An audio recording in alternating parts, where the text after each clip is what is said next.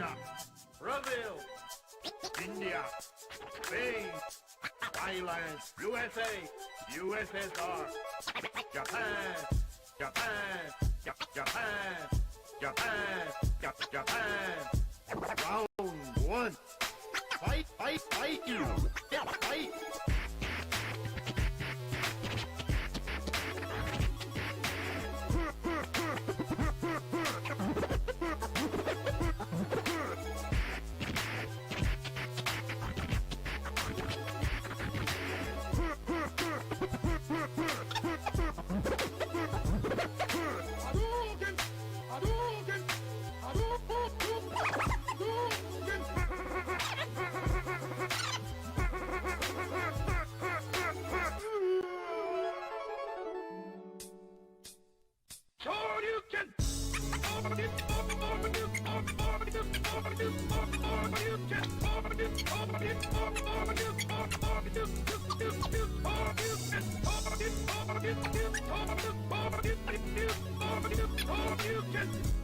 Round two. Fight, fight, fight, fight, fight.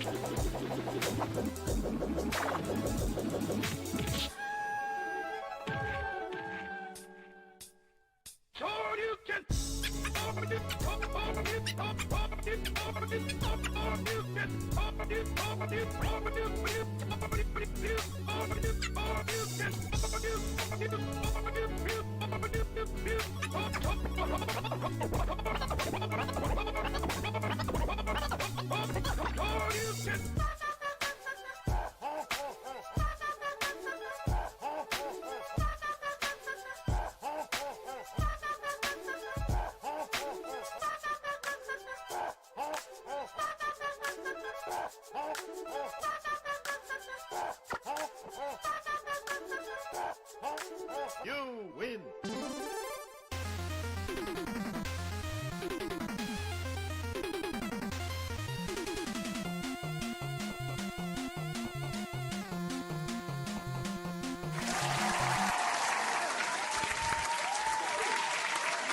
Oh man, you already know what time it is. You already know what time it is, bro. We are in the building. We are in the building. We're gonna get this party started off correctly. I see everybody in the chats.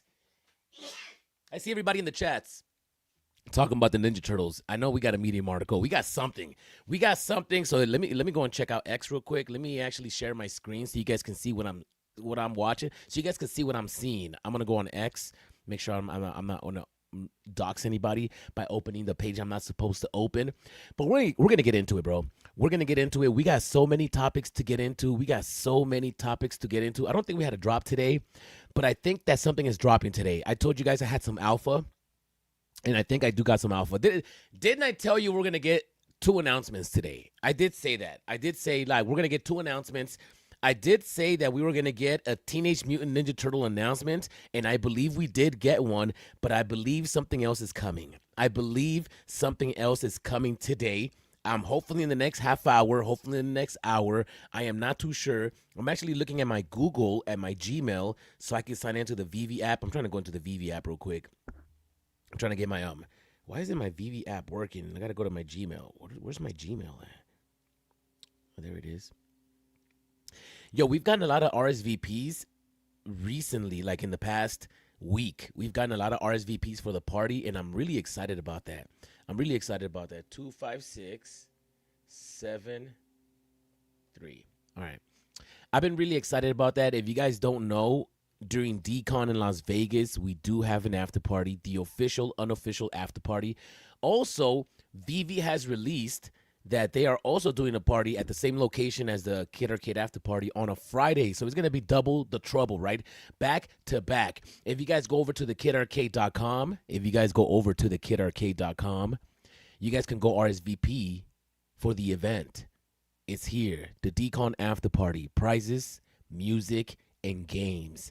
It's about to go down. If you guys have not RSVP'd, I suggest you RSVP. I really suggest that you RSVP because I got something in the pipeline and you don't want to miss out. So when I say, hey, you should go RSVP, I really do mean you should go RSVP. But I'm not going to the party. I don't care. Go RSVP. Trust me. The Teenage Mutant Ninja Turtles. Yo, we're going to get into so much information today.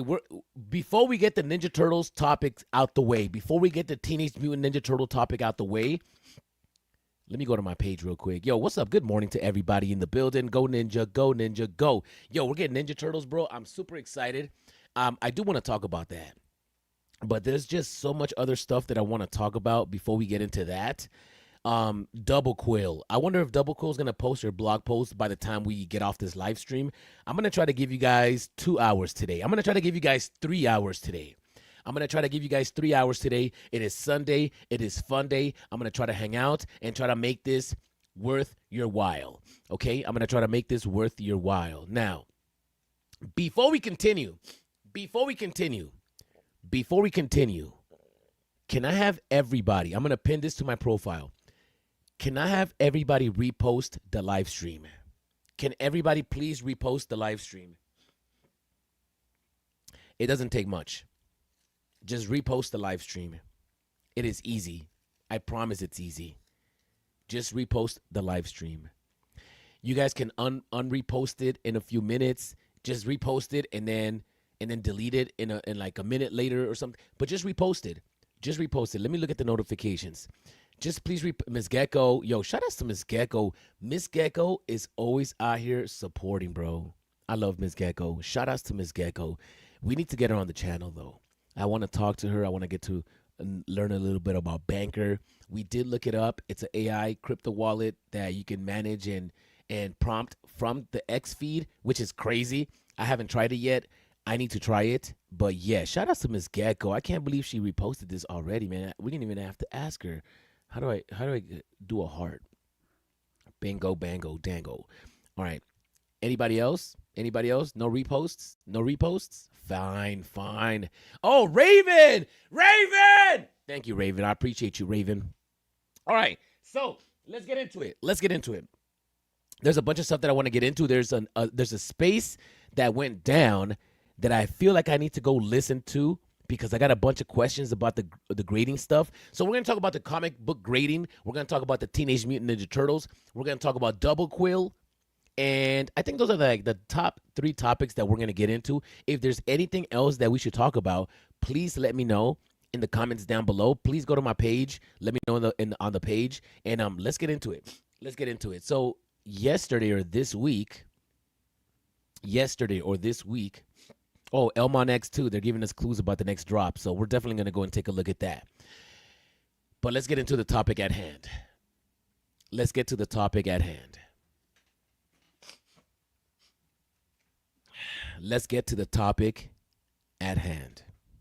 All right.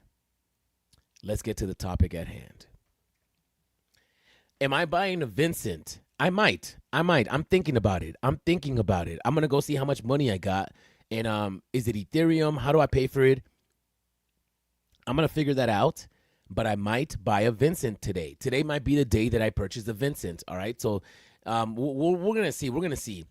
Guys, also, if you guys like the video, subscribe to the channel. If you guys are on YouTube, please like the video. There's 12 of you guys on YouTube, and there's 18 of you guys on X. Wow. All right. So what we're going to do here is go back. How far are you going back? Way back. So the DGC, you down with DGC? Yeah, you know me. The digital grading company is here. Let's talk about it. All right? Because we got the CGC, but now we got the DGC. Now, I wonder if they're connected in any way. I wonder why CGC didn't jump onto the digital space. I wonder if the DGC was working behind the scenes to beat CGC to the punch. Now, everybody wants to talk real quick before we even continue. Everybody wants to talk about the slabbed comic. Everybody wants to talk. Oh, I thought I had a slabbed comic too. Oh, did I sell it? Oh, I did sell it. There was we already got a slabbed comic, correct? I thought I had it. We already had a slabbed comic. It was what comic book was it? I forgot what comic book it was. Apparently, I don't have the comic book anymore. That's fine. That's fine. The DGC is here. All right. So let's go learn a little bit about their space and interview with this is it right here. I think this is the interview right here. I think we're gonna have to like listen to the interview, man. I think we're gonna have to go through it. How long is it? I'm gonna like the video. I'm already subscribed. 7 comments. All right, let's get into it, man. Let me see what they got going on. Let me see what they're working with.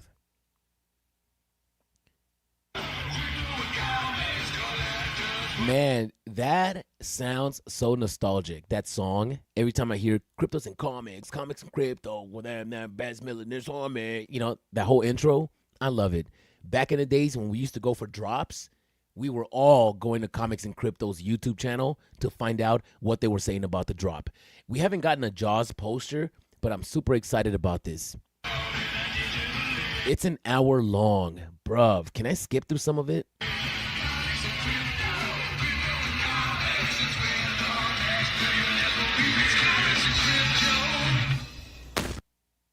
Yeah. What's up, guys? Hey. Welcome to Comics and Crypto, your source for everything collectible. We are joined with the incredible Chris Severs and Daniel, co-founders of DGC. We are super excited to have you guys on, talk about digital comic grading. This is obviously something that's we've been talking about for many years, but it's really cool to see you guys put together a really amazing product around this. Yo, while this is going, I'm going to try not to pause it, but I'm going to be pausing. I am going to try my hardest not to pause it, but if I got any questions, I'm going to stop it. I'm just going to start asking because I think we got California Comics in the building, and I think he is involved. So let's get into it. So, yeah, stoked to chat about it and, have everybody learn a little bit more about what you guys are building. Oh, and Chris is announced now, so there was obviously a lot of people asking. Wait, this is California Comics right here, Daniel. Daniel, is that what you look like? Who's the other man behind, or other man or woman behind the curtain? And here he is. Grand reveal. That was a sleeper pick and a few bets, but yeah, they're good odds for you. yeah. Get Thanks for ready. having us, guys. This is great. And hello, good afternoon, good evening to everybody that's tuning in. This is fun. So We'll say hello to some folks in the audience real quick, and then we'll get into it. But we got Cosmic Disarray Mass. What's going on? We got Bill Gardner in the house. What's going on? Great to see you, Comic-Con, Bill. We got Dr. Strange. We got Exhibition. Exactly. What the heck is DGC? I demand answers. This is go ahead. This block exhibition straight off the gate. He's normally we've got a running joke, me and him, and he's usually in bed in the Netherlands about 2 hours ago. Should I fast forward? hi, Richard. Appreciate you staying awake for us. And we got Mr. V. He's questioning. He wants to know what's going on here. We got VeVe Video. What's going on? Thanks for joining us, everyone. But yeah, without further ado, guys, I guess tell us what inspired DGC, and then kind of why do you think grading as a service for digital collectibles is important for the space? Yeah, well, I'll tell you what. Before we start, I'll tell us what didn't inspire us, and that was the absolute barrage of heat I think you guys seemingly got a couple of years ago when you had us. Yeah, that's right. They did get hate because the way they were grading stuff, people weren't agreeing with it. So let me know in the comments down below how you would like the grading system to be, and if I wonder if they're going to explain it right here. But I think to be honest, I think that was like I wasn't on X at that point, and to be honest, I don't think I was really in the special mint game at that point. But looking back, I think you guys have got to take a lot of credit for sort of lighting that fire and starting that point. You know, we've realised it does take a lot of. It's one thing having the vision and understand the innovation with it, but I think it's something else to actually then go and do something with it. So again, credit to you guys. I think Chris will probably talk about some of like Cherry Charts and some of the people that were here before who were really giving it a good go. So I think we're now just probably taking it a step further and putting our stamp on it. But yeah, you still got PTSD off the from a couple of years ago, or I think Sean does. No, I don't think the community is big enough anymore. I don't think the community is big enough anymore. Like the community was so big that if people shitted on you, you felt it. Now there's not that many people around, so you kind of like just maneuver without really feeling the pressure, right? A lot of the socials at the time, and Sean was definitely taking the brunt of it. yeah. That chart of yours still floats around though. It's good. Yeah, we're stronger because of it. That's right. Yeah. Ultimately, anybody who was upset about it was just worried about their own bags. That's really what it was. It all came down to that. I'm worried about my bags. Chris, I know we talked about this a little bit before. We'll probably dive into a little deeper, but CGC, when they first started back in 2000, there was so much hate. It was new. People were worried about it. They didn't understand it. And now it's a staple. And not only that, well, CGC, it is a staple, but people are still shitting on CGC. Like people don't trust CGC anymore. Actually, there's a whole new wave of people sticking to raw comics as of like the past few years. Less people are grading comics. Like people don't trust sending their stuff in. CGC's been playing games with people. So, even though CGC is a staple in the real world, there's a lot of people not really trusting them. I'm just putting that out. It's transferred into other mediums as well. So you guys are just going to do this. So many companies doing it. Yeah. Imagine being able to build an app with your name on it. Yeah, I know. I got commercials. If you guys want me to get rid of commercials, you guys could donate to the channel. I will pay for YouTube. I promise. But right now, I had to get rid of YouTube because I couldn't afford it, man. So if you guys want to donate to the channel, you guys can do so. I'll buy YouTube. I'll buy it right now. I'll literally buy it right now. Let's get back into it. Good point, right? And so, sort of like my entry was when you guys first put that chart out, and I think you've probably heard of him a few times, right? Denis Mazarel on socials, and turned out we were connected. Technically, yes, Eddie. Isn't graded comics just the indication of the condition? Why wouldn't all digital versions be perfect? Thus, no point. Generally curious. Because we're collectors and we want to make this shit entertaining. And having slabbed comics is definitely entertaining. Now, obviously, every condition is going to be perfect. We're not Candy. We're not releasing 3.0s, 5.0s. They're releasing different comics in different conditions. All of our comics are perfect, but we can use the mint number as a way to verify as a way to slab on, put a label on it, as a way to give it a point, right? If you got a lower mint number, then the higher the grade. And the higher the mint number, the bigger the grade. So I think that people already use that system to gauge the value of their comics already. Even without a grading system, people use that as a way to gauge how much a comic is worth just based on the mint number already. Without you even having to have a grading system, people already do that. So I believe that if they run with that, that makes a whole lot of sense, right? The lower the mint number, the lower the grade. I think that makes a whole lot of sense because people will pay a premium for that. Now, I got a bunch of questions, which I'm not going to ask now, but one of them is, once I slab the comic, am I able to read it? Like, I don't think we should be able to read the comic once it's slabbed. That's just my personal opinion. I think that once you slab it, it's slabbed. It's just like in the real world. You shouldn't be able to read it. But that's just me, bro. What do you guys think? Let me know in the comments down below. Thank you, Eddie. Thank you. Did through VeVe and found out he lives like 10 minutes away from me. So we become very close friends. And one of the first times we got together, as most great ideas do, is, a couple of beers and stuff, right? But he said, this is really interesting because they're grading based on low to high mint, which makes perfect sense. Yeah. VeVe gave a bonus reward for a top 5%, and they set the tone that kind of mints matter. And then he showed up. He goes, well, what do you think, like, if I got a Spider-Man with a 1962? And I said, well, yeah, those are perfect too. And then, of course, we started looking at the assets that VeVe put out, and there were these numbers stamped right on the front. And that was our aha moment. And it's like, okay, everybody's going to go low mint. I can see that. How do we be a little more unique? Well, let's start chasing some of these maybe different ways of looking. So they're gonna give you special points for special years. I wonder how they to what extent, right? Like maybe the year the comic came out is a good one, like 1968. Maybe even what about 222, 444, 123? How about those numbers, right? At mint numbers, right? A 1977 Star Wars is not a 1,977 out of 30,000. It's the year the film released. Yeah. And so that was my initial just started going after, because again, these things were showing up in the market really, really low cost comparatively to what the low mints were. And I thought, well, okay, I don't have at the time the dollars to be buying into top 1, 2, 5% mints. Here's how I can set myself up. And then you guys dropped that chart, and I said, we love this. And then the feedback was interesting, right? So it's like, oh, okay, well, it's going to take a little time for this. Eddie, I'm reading Eddie's comments right now. Seems pointless at the mint, as the mint acts the same as the grading system. I don't see how numbers from a company adds value or fun to a book. Well, and that's the beauty of it. You don't have to get it graded. I think that's the beauty of it. I think that everybody has the option to do so.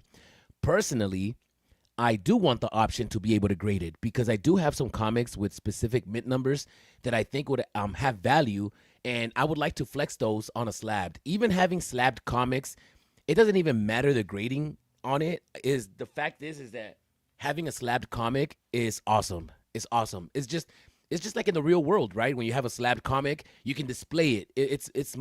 It's cooler to display a slabbed comic than a raw comic. Plus, it's better, right? Yeah, you don't want to mess up your raw comic. Having a comic book graded adds some value. Is a perception. It's all perception though, but everything in the digital space is a perception, right? But Eddie, do you collect comic books in the real world? I gotta ask you that. Do you collect comic books in the real world? The simmer. But then yes, back to 2000 is when CGC started grading physical comic books that have been around since the 1930s. So you've got an incredible length of time in one particular industry, and suddenly a grading company shows up. Yeah, you're going to change a lot of people's perceptions and mindsets. But today, right now, we've got physical grading, we've got VHS grading, we've got movie production and poster grading, we have comic grading. Like everything can be graded. And if you're a producer who hates AI, this plugin might change your mind. This is reimagined. Sorry, guys. I'm going to pay for YouTube right now. Like right now. If you guys donate, I'm going to pay for YouTube right now. That are unique to you. VHS grading. VHS grading, right? Correct. And so these types of things really start to matter. And that's where I say sometimes the NFT market, the digital assets market, is at one of those really pivotal points right now. It's kind of on the, like when we always talk about mass adoption, right? What really is mass adoption? Is there mass adoption in the world of comic book collecting? Well, it's its own niche within the world of collecting. Yeah. And so within that niche, how can I be more interactive, have more time, enjoyment, these type of things? And that's when Daniel and we started chatting, because obviously his collection was getting extravagantly good on some of the numbers we were collecting. And we said, this kind of makes sense. You're so excited about this for this particular reason. I'm very excited about. I'm excited for the VeVe-verse, like being able to display the comic books in a slab. There's just one suggestion that I have. If I have it in a slab, don't allow us to like make it into like have it the size of a comic book. And Elmon X NFTs exclusively, LOL. Yo, Raven with the $2. Let's go, Raven. Thank you, Raven. Thank you. I only want to see True Media commercials. All right, you got it. You guys got to send me a video. You guys got to send me a video. I'll play it. These mints for this. Send it to me right now. Reason, but the VeVeArcade@gmail. Send me a commercial right now, Raven. VeVeArcade@gmail.com. One thing that we kept coming back to is not everybody knows what they have. Right. And so when you look at the marketplace in VeVe, obviously we're in a world where there's still a lot of flippers and gamblers. I wonder if they're going to be able to like tell you what point you got, like what's your slab, like if it's a 9 or 8.5, whatever it is. I wonder if they get to tell you before they actually slab it up, right? Because I know you got to pay for this. So I wonder, like, before you pay, can I know what number I'm going to get? So then I could decide whether I want to pay for it or not. Something like that. Maybe not. All right, here we go. 39 meant. Right. What's August 39 in relevance to the, so if you didn't grow up, I'm a little longer in the tooth, right? I went and watched Star Wars when it opened in May 1977, right? I was there. I remember people dressing up, and we had those lightsabers that you put under lights and they would glow green for an hour or two, right? Crazy stuff. But that drawback to that nostalgia, that date is very, very important to me, right? My dad took me to that. He's no longer with us. That's something that I can look back and say, yeah, you know what? I was there on that night. You're old. Took me. And so then here we are now, and that number has significance. If you didn't know that and you're just flipping, right? The worst thing you can think of is somebody suddenly realizes, oh, I didn't know what I had. Totally. And I just sold it for $3. And Right. Happens so many times. It happens all the time. Right? Even today. Yeah. Yeah. So that was really part of the catalyst. Like, is this a way that we can help educate? Right. It's not necessarily about big bucks and dollars. It's like, how can we make this market flourish? I like so that. that more people can understand. That. Because I like that. And I've written a few Go Collect blogs on mint numbers, right? And you have amazing. You check them out. Make sure to go collect and check out. Yeah, thanks, I get some feedback, and it's not always well received. Right? It's like, dude, what are you Yo, shout outs to California Comics with the €5. €5. It's not even $5. It's €5. Come on, California Comics in the building. Talking about you can't do this, and this will probably come up with grading. Right? You can't grade a digital asset, and it's like, well, yeah, you actually. I will, can. I will, Eddie. I will after this. We didn't understand it before. We didn't realize what was involved in it, but you can really grade just about anything if you want to. And if that helps the market be a little more educated, gain a little more awareness, maybe have a little more fun, and enjoy this. One of the things I've always loved about VeVe is the hunt for those numbers. I like doing the research, the homework. I like understanding. ChatGPT has made it so much easier. 100%. Yeah. Right? The tools are here now. It's but you have to know that you need to use the tool. It's so that when I look at things like, well, what's an 8039 mean on a Marvel Comics #1? Right? Well, it's August 39. That's when Marvel kind of rebranded from Timely. That's a big deal in historical reference. Thank you, Raven. And not a lot of people knew that. Yep. So if we can make that happen, and that maybe adds a little excitement, not financial advice. Don't follow me. I'm lost too. I always say, right? But if this maybe also adds an element of value, because one of the things I wish that we have a little better access to would be when you list something in the marketplace, there's nowhere to describe what you have. Yo, I was just talking about that this week. I wish there was a little memo that you can write in the collectibles or the comics when you sell them. I wish there was a little memo, like maybe some presets. Nah, not so presets. You should be able to type it in. Like whenever you hover over a collectible or an item on the marketplace, there should be a memo where people can write something like a short sentence or two, like, yo, this mint number is the birth year of blah, blah, blah. Like, maybe, or, hey, I got 3 more items that are close to this one. I mean, something like that. Like, there should be a way to write a memo to, like, so you can communicate to some people, but then people are going to start doing they can't do side deals. They got to do it through the VeVe app. Yeah, there should be a memo where you can write down some description of something, because you might have some alpha on the item you're selling for it to sell faster, and people are hovering over it, not realizing it. But if they were to know what you were thinking, maybe a quick little sentence or two, maybe even 3 sentences or whatever it is, then maybe there's a way of like, oh shit, I didn't realize that's the year that this came out, right? And so if this is something that you can communicate with a potential buyer and say, hey, you know what, by the way, I've got this piece, it's certified, these guys actually validated what my number is, this is why I'm asking a bit of a premium. Yeah, that's lacking right now. And so a lot of people don't know, like, why is this person asking this amount for this mint number? Right. Until you do the homework. Yeah, literally, because these collectibles are identical. People could lie, though. People could lie and be like, yo, this is the birth year of blah, blah, blah. And then when you buy it, you're like, you look that up and like, oh shit, it's not. So I guess having a trusted source, like if digital grading comics or digital grading company have us a website where you could type in your. I mean, I don't know how it's gonna work. They have to be connected to VeVe in a way. Maybe it's gonna be an outside website where you go in and you connect your wallet, kind of like you do on Stacker. So maybe that's what it's gonna work like, right? Maybe it's gonna be like an outside a third party website like Stacker providing a service, which is legendary. Like actually, this is legendary. CGC, you guys slept on this shit, bro. Like you guys had it in the bag right off the bat. Like when you like Marvel Comics also, but CGC, you guys dropped the ball. Marvel Comics doesn't really grade, but when Marvel started dropping comic books on VeVe, CGC should have took notes and been like, yo, let's start grading these shits. Y'all waited so long. Now you got Chris and California Comics doing it. They took it, man. They rugged y'all. I'm sorry. Outside of the mint number, it's the only way you can differentiate the value.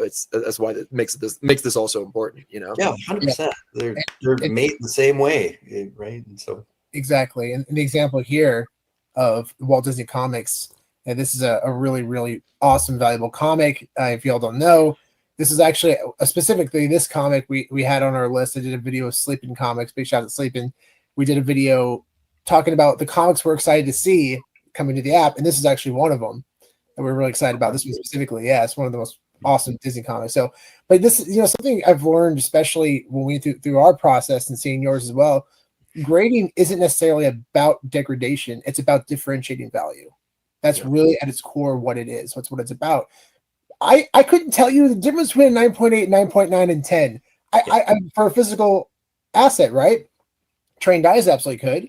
Mm-hmm. But even at the end of the day, people are just looking at the slab and they look at the number. To get started in data analytics, you don't need previous experience or a degree. The Google Data Analytics Certificate will teach you to code. I'm going to pay for YouTube right now. I promise. I'm going to pay for YouTube today, right now. All right. So thank you, Raven, and thank you, California Comics. And I promise I'm going to get it. I should just get it right now. Hold on.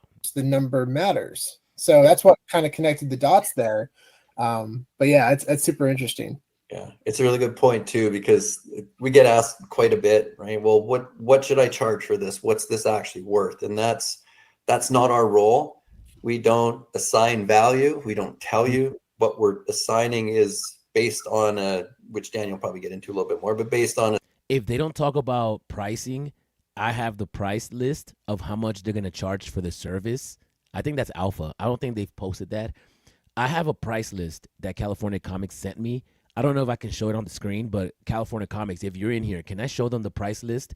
Because I know how much it's going to cost to grade a comic or some artwork. I know. I got the alpha. And some of these books are, like this one on screen right now, Avengers. I mean, they just look beautiful in these graded slabs. Yeah, they do. And so that's another angle. And, we were talking about this earlier, but, from a physical perspective, it doesn't have the VeVe logo on it. Have everything graded, but some things. Look, there's no VeVe logo on that. There's no VeVe logo. Let me look at the front. I will put in this is a hard. There's no VeVe logo on this. So isn't there a comic book? Oh, the addiction comic. Don't we have an addiction comic book already that's slabbed up on the app? I could have sworn I saw a comic book that was already slabbed that had a VeVe logo on it. Am I tripping? And how do you guys feel about it not having a VeVe logo? I guess they're separating themselves from VeVe in that sense that they can grade comic books on other platforms and not be guarded into the VeVe platform. That's pretty smart. But yeah, I don't see a VeVe. Maybe they're going to put out exclusive VeVe labels for VeVe comics. I mean, they could always mess around with the labels, right? So yeah, this is going to be cool. Plastic slab, right? But you can buy them on eBay for $30 for 10 or something like that. I just want the book to be a little more protected, and it looks a little nicer when I have it. And then there's certain things, and shout out to Hanano and D. It's true that, I don't know if you can see this with the shine, right? But my Daredevil #1, I mean, graded, slabbed on the shelf for everyone to see. Proud of this. But there's different levels of why I might do that and why. Let me see. So what is this right here? This is a comic. And what is this? This is not a slab. Fantastic Four what is this? Description, category, type, comic, rarity, platform. See, they got a platform down here, VeVe. So they're gonna work with other platforms, which is very smart. I wonder if they're gonna work with Candy and start slabbing up Candy comics. I mean, they have to, right? This is its own thing. Description. So what is this? This is not the back of a comic, right? I mean, what is this? An extra card that you get? Might not. And so you're going to have some people will submit for grading, and it's going to come in at a very low grade, right? Because it just doesn't represent anything, but it's still, you might have the enjoyment of having it in that slab. It's 3D, it's rotating. And having all the information there laid out like you do right here. Yeah, yeah. And they just look great. They just look great. Some people pay to have reprints and facsimile copies in physical graded. Absolutely. Or just have do it. Yeah. And I think ultimately we know, this isn't going to be for everyone. There's going to be people that may be collecting in the physical side, and they have got either disdain for CGC or PSA or grading in general, or they might not understand it or might not just want to participate. And it's no different in our digital sphere. This isn't going to be for everyone, but the way we've set it up is that if people do appreciate looking at their comics and collectibles in a different fashion and having them in a graded format, then that is legendary though, because for somebody like me, one of the most exciting things from this platform, from VeVe, is the VeVeverse. So I know it's in the early stages, but I enjoy hanging out in the VeVeverse, and being able to just display it in a slab is so much cooler. Just having the it's like a poster, but at least like this is like, oh, that's a comic. That's here's a service for that.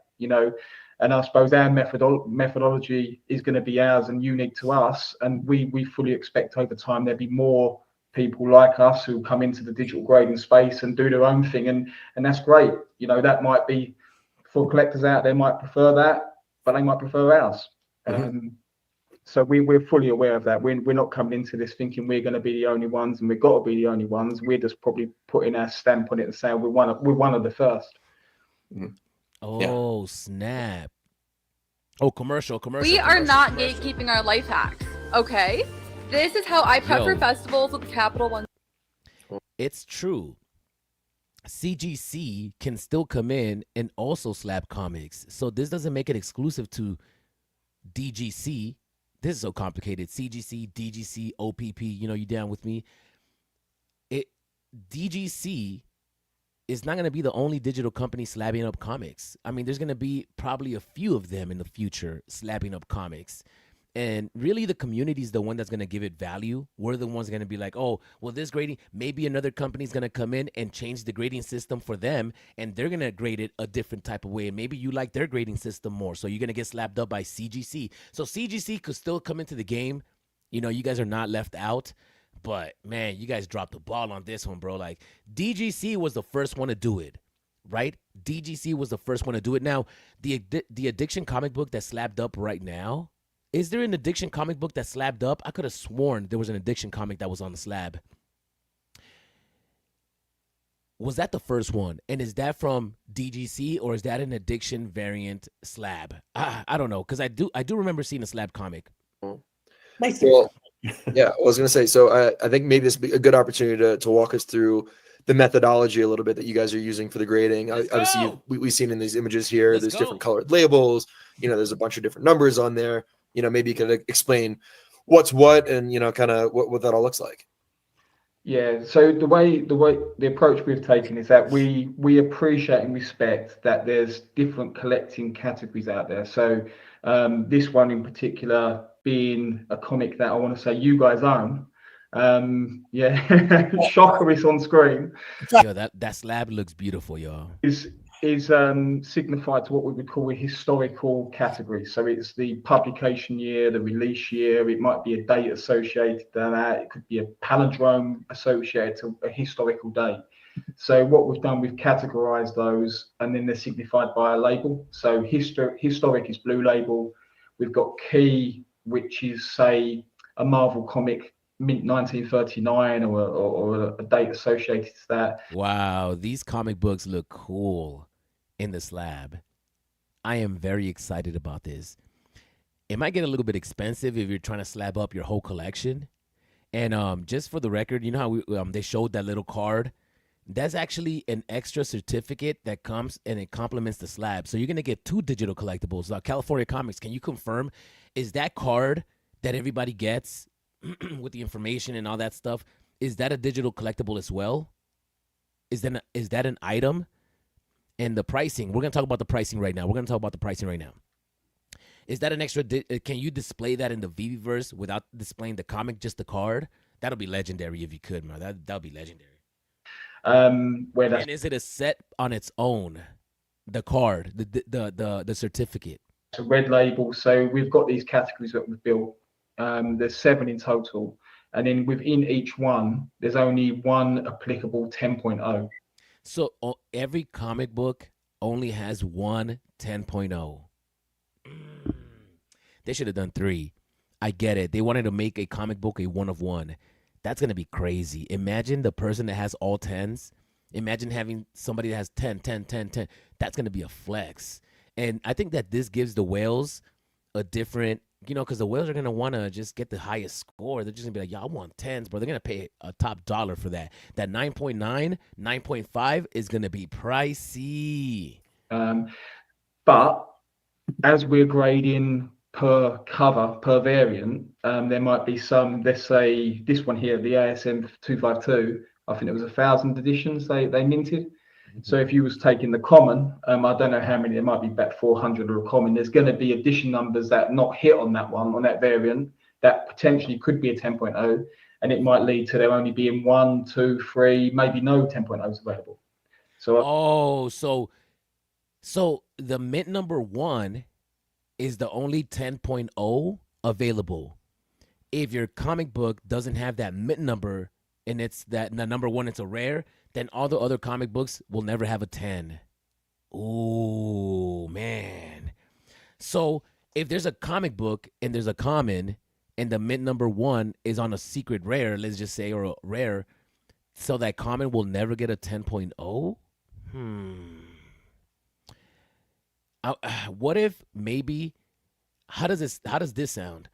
Every variant has a 10.0 and it would just be the lowest mint number of that variant. Nah, because then you're going to have a 10.0 that's a mint number 17 or some shit like that.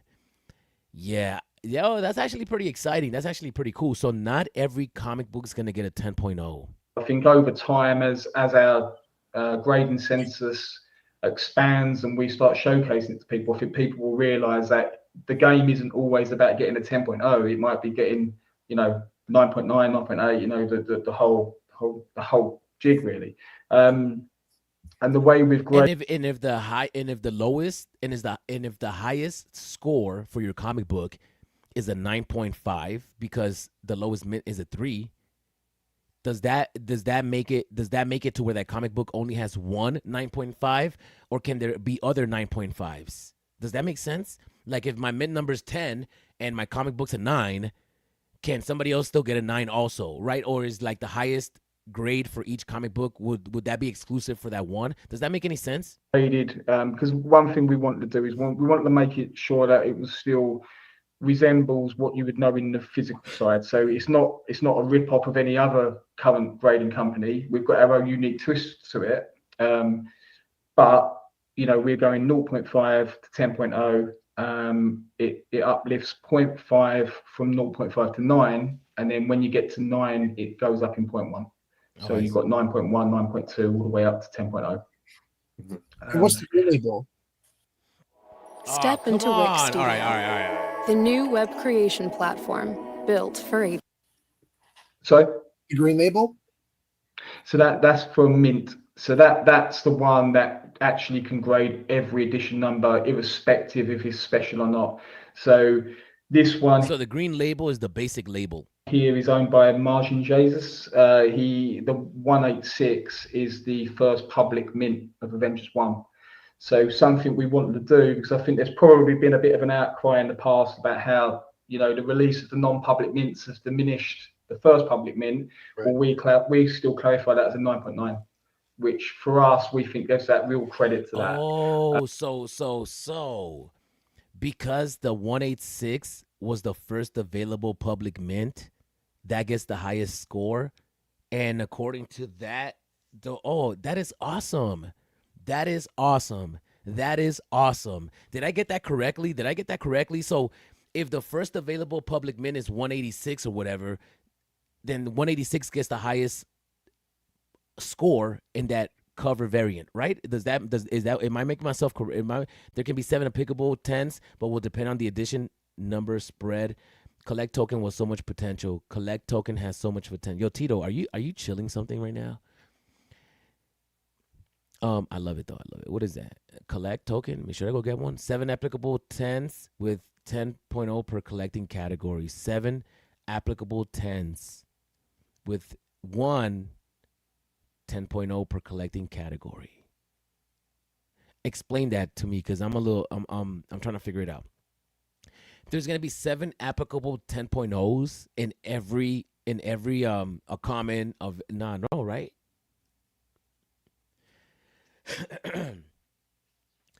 There's gonna be 7 applicable 10s to what? Oh, I see. So you'll get a 10 if your mint number is 1. You'll get a 10 if you got the publication year. You'll get a 10 if you got something like, so there's going to be 7 available 10s per comic book, depending. Yo, come on, man. Yo, maybe I should just finish watching this video. Yo, California Comics, if you got time to come up, bro, I got to ask you.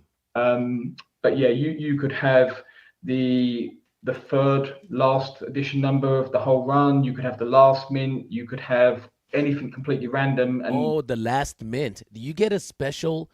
Do you get like for the last mint? Is there anything special grading for that? And that can grade anything in, like I said, the 0.5 to 10.0. You know, it's interesting, Daniel. I always did express concern about people who invested in the first public mints because of, you know, the held back mints coming out, and it has happened in ways, and they've been very vocal about that.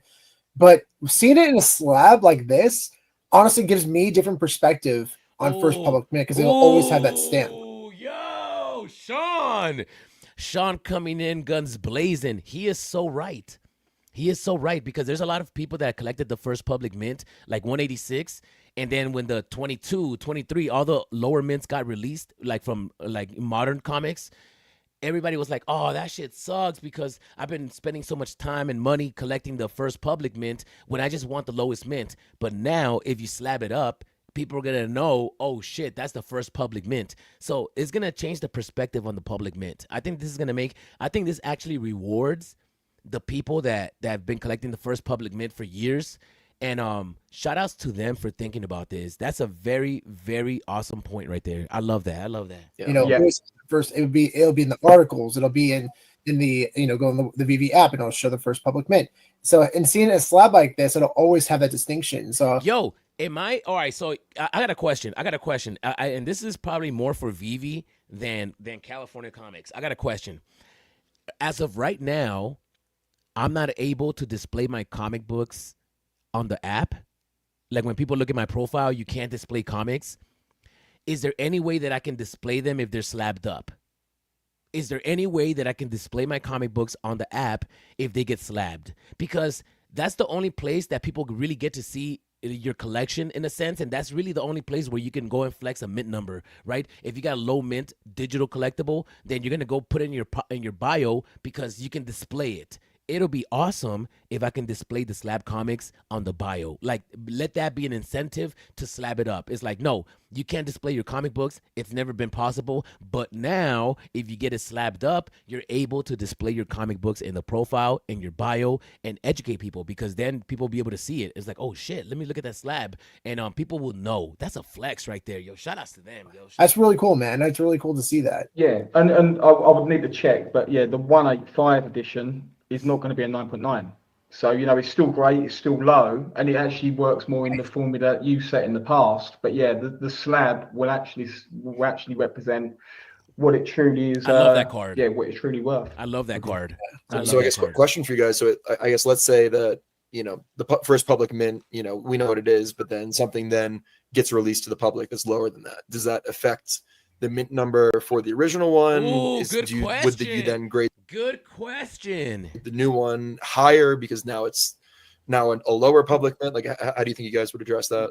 Yeah, we will take the screenshot of say VeVe putting out saying this is the first public mint. Yeah. That becomes that cannot be changed for us. Yeah. Even No. if VeVe made an error, whatever it may be, that's fixed. So yeah. So then if you get the first public mint, you don't get a 10. Right? Because that 10 is still reserved for that number 1 mint. So if they release, I mean, I guess they do giveaways on those. Oh, man, that's pretty dope. What you're seeing here as well, and this is something we can touch on, is that we've got grading, what we call grading cards. So this is our version of a certificate. Basically, I love this. These things look official. I love these. I would just pay for it just to get the card. Like, I just want to start collecting the cards. Designing our certificate, it looks like something out of Willy Wonka and the Chocolate Factory on a ticket, which looked good, but wasn't really digital-esque. So what we thought is we'll use something that maybe looks and resembles more like a trading card as such. Yes. So if someone, the owner of this, which actually is me, and this I want to say was the second cover variant edition of the rare on the actual blockchain. So black is our blockchain category. So the comic will. What do you say about the blockchain? What do you say about the blockchain? Hold on. Use something that maybe looks and resembles more like a trading card as such. So if someone, the owner of this, which actually is me, and this I want to say was the second cover variant edition of the rare on the actual blockchain. So black is our blockchain category. So the comic will. Yo, wait a minute. Wait a minute. Did he just say what I think he just said? Why is he saying blockchain while he's displaying this on the screen? Are these things going to be real NFTs? Are these going to be NFTs or are these going to be VeVe digital collectibles? Maybe even both. Are you guys minting these on the blockchain, and is this the blockchain certification for the VeVe digital collectible? Is that what it is? Yo, somebody please help me understand. Are you guys minting these onto the blockchain? Yo, that'll be crazy. If you're minting these onto the blockchain in 3D, it's on and popping. Too bad I don't have that many cool comic books to slab, but I do got some comic books to slab. You already know I'm going to be slabbing up my Lethal Protector. I do got Giant Size X-Men 222 and 444. Those are like my prized possessions. I will never sell them. I almost did sell them a few months ago, though, because I had a medical expense that I had to pay for. But, yo, are they minting these onto the blockchain? Is that what he's saying? Oh, bro, like, that'll be crazy. That's not VeVe won't be blockchain, but it's cousin will. Like, this is VeVe's cousin right here. That is our blockchain category. So the comic will be slabbed, but then you'd also get the grading card as a complement to that as well. We have got to the point where literally anybody can build a fully working app without knowing how to code. This is sorry. Cool. Yo, what is this? Is it for a collectible too? Yeah. Just going back. Wait, what? How are you gonna slab up a collectible? Or are you just getting a certificate for a collectible? Let me go back. Did he just talk about that? Is our blockchain category. So the comic will be slabbed, but then you'd also get the grading card as a complement to that as well.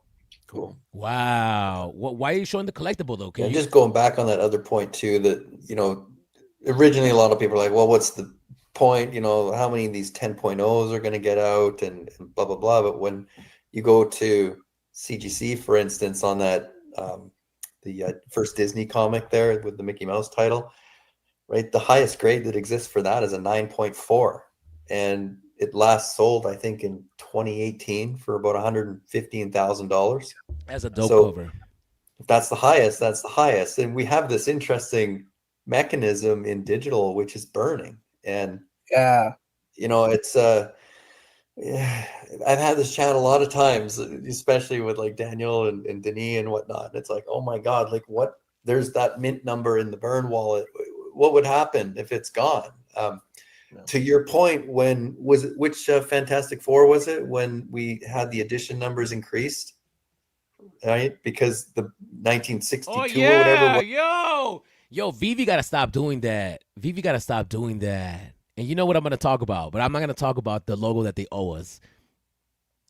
But instead of giving people their logos, they went off and minted more of these hearts and just added additions to them. Come on, stop playing, bro.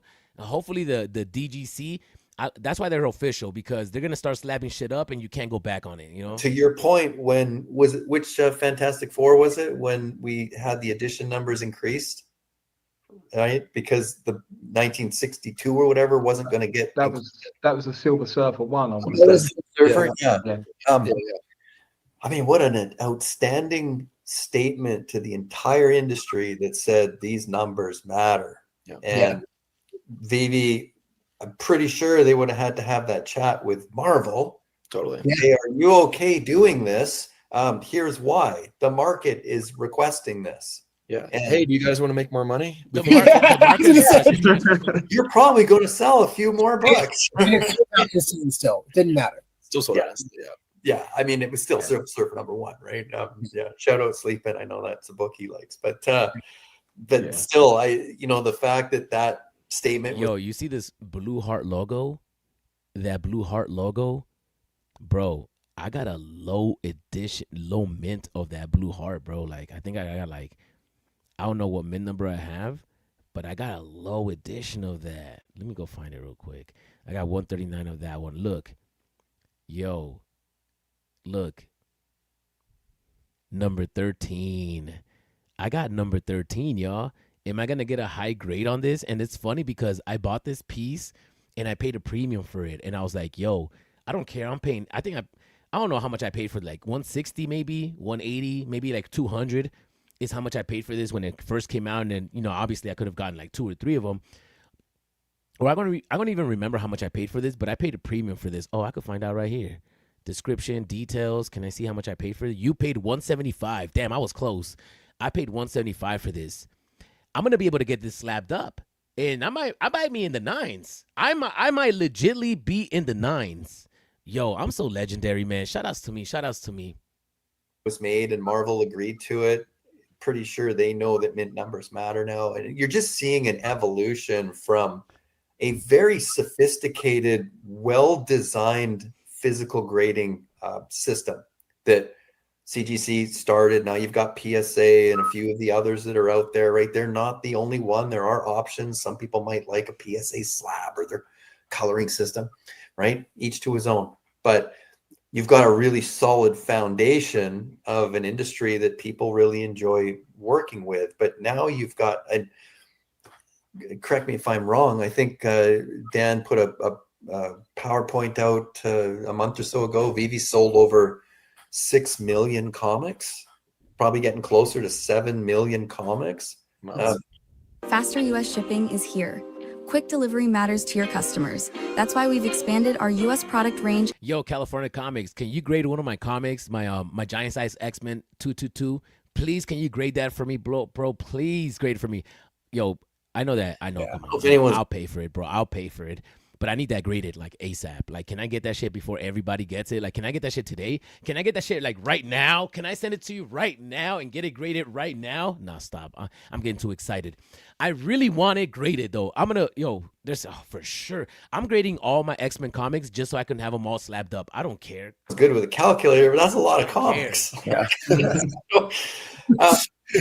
You've got an industry there, and for the publishers, this is one of the things that, if you're an artist or anybody that really values the fluidity of the money stream here, you've got perpetual revenue moving out of these. Every time they sell, Marvel gets a piece of the action. 24/7 gets a piece of the action.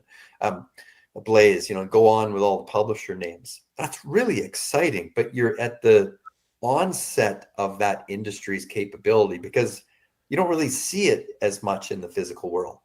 Yeah. Right? Publisher sells their VAT to the distributors that send them to the comic book stores, and that's it. That's one transaction. You've purchased it. So what did the industry do to make more money, to your point, Spencer, right? We came up with variant covers and special offers and, you know, all kinds of things meant to keep you coming in. And here, that's the marketplace. And so if this type of system can help augment the marketplace that everybody really likes and enjoys and participates in, the payment abilities are obviously expanding, right? It went from gems to credit cards. And now you've got Omi and you've got other apps like Stacker, and you've got other ability to spread that out. And who knows where it's going to go from here. Probably I'll never sell my Bitcoin to buy this stuff, right? But that's the reality, is like you've got options now because you've got an ecosystem where you've got a lot of people participating in this. It's a lot. So that narrative that NFTs are dead and whatnot, I've worked a career in mainstream media. I know why they do it, right? FUD sells, fear, anger, stress. It puts readers on pages. But the reality is you have a very, very vibrant ecosystem that's happening all the time. Yeah, and even with Flutters, they're still talking about it. It'll never stop, right? Because sometimes people just want their 15 minutes. But, that's fine. But every once in a while, you know, Flutter's going to say something. It's like, you know, that's actually a pretty good point. Okay. Yeah. Like me right now, I'm trying to FUD this, but I haven't. This label looks amazing. Yo, I cannot wait to slab up some. When does this start? When can we start slabbing? I want to know what the time. How long does it take for something to get slabbed? Is it 24 hours? Is it 6 hours? Is it 2 days, 3 days? Can we expedite? Like, how long does it take for you to slab something up? Bro, I need that. Let's figure that out. Reconstructed for sure. Yeah, that's exactly right. And we've obviously, one of the things we wanted to do was listen to the community. And, you know, I think being in that special mint circuit, you know who are probably the more prominent and more credible when it comes to their collecting. But we wanted to still listen to everyone, even if they're renowned fudder. Yo, Raven, you bought one of my Venom comics. Oh, I needed the money, yo. I still got 4 of them. I think I had 6. I got rid of 2 of them. You know, that Lethal Protector, though, that's something else, man. I ain't even gonna lie to you. So, you know, we definitely had people come to us and say, you know, they would really only expect there to be one 10.0, and it's probably the thing that they had more passion to, being, say, a publication year. And then you have on the other end of the spectrum people that will have something that's still nice, but in our grading system might hit like a 9.0 or 9.2, but for them it's their baby and that's a 10.0. So, you know, we're trying to find that balance, and it's taken us, you know, I've been building my own concept for the last couple of years. Chris and Denny were 3 years plus, so it's taken a long time to get to this point. And I think it will make more sense in the future when we load in our sensors that will be on our website. So it'll probably be similar to, like, your Go Collect. I'm guessing you guys are probably familiar with that. So if someone is more passionate on the historics and the publication years, well, they'll be able to filter and just look at grades associated to that.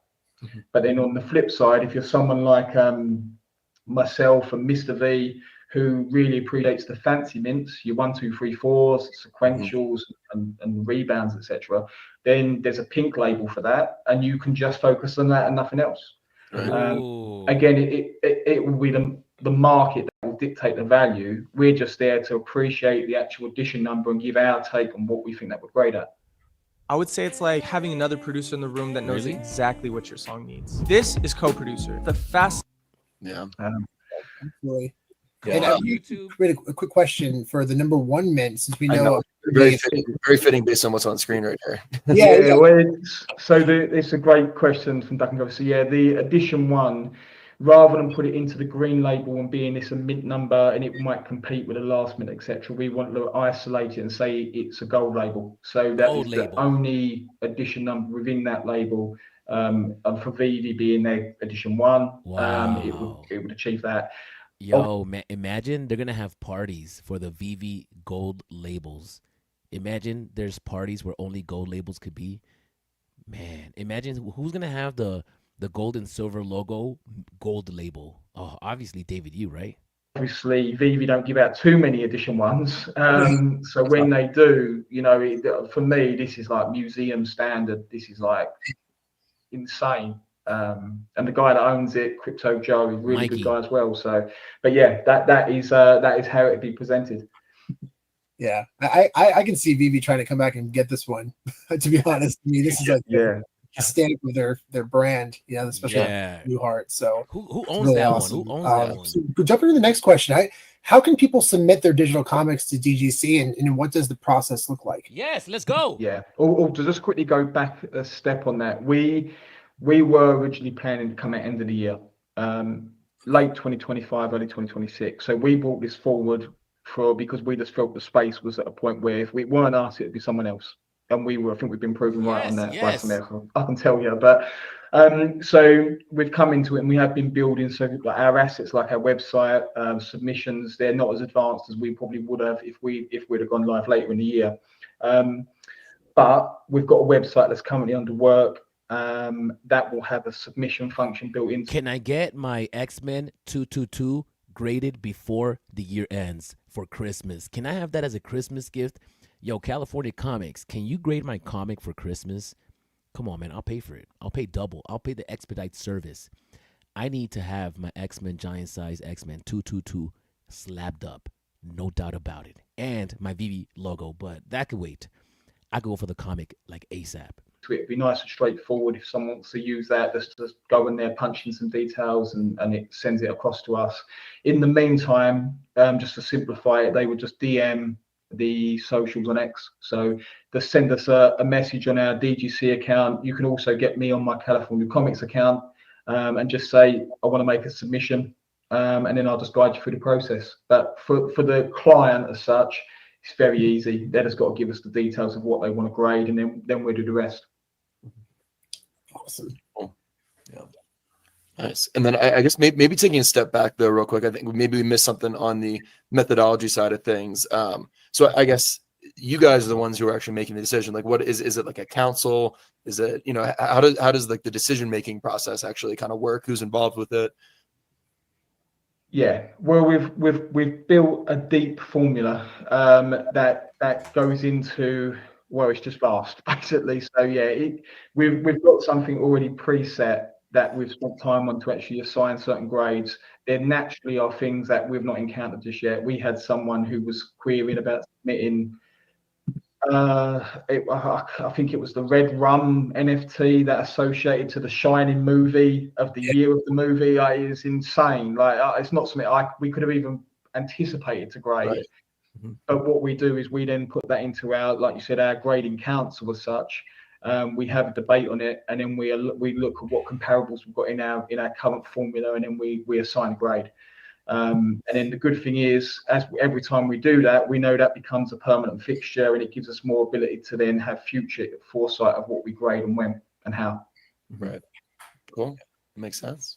Yeah, and we can mention it as well now. So it's not just Chris and I. So our fellow co-founders, we've got Denny Mazer, who some of you may know, and Denny's a friend of mine, I was going to say, and a good friend of mine also is Scotchy, who is our pal from France, and they are incredible individuals. And again, that maybe Chris and I might be more of the face and more frequent on X, but they're as very much a part of it as Chris and I.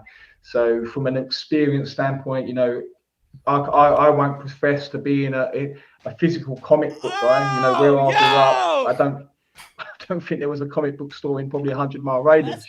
Let's go. My background, as people probably know, is more your geeky 80s and 90s. I love my LPs, I love my action figures, all of that stuff. I love digital and I love special mints. And then what obviously Chris and Denny bring to the table, as well as that, is a plethora of knowledge when it comes to comic books. Like Denny, I call him a comic book historian. It's insane the level of information that guy knows.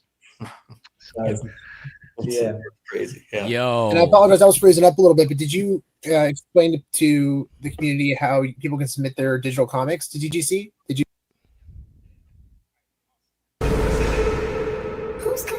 Who's calling that shit? Who's calling that shit? Who's calling that shit? Who's calling that shit? Who?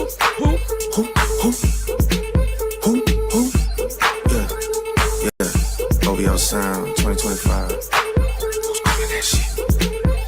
Is it Stacy? Is it Becky? Is it Keisha? Is it Andy? Was it Dandy? Is it Marty?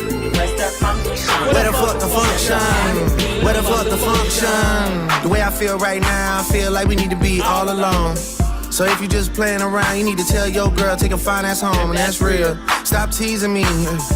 Stop teasing me. I could change your life so easily. I keep begging you to stay, but you're leaving me.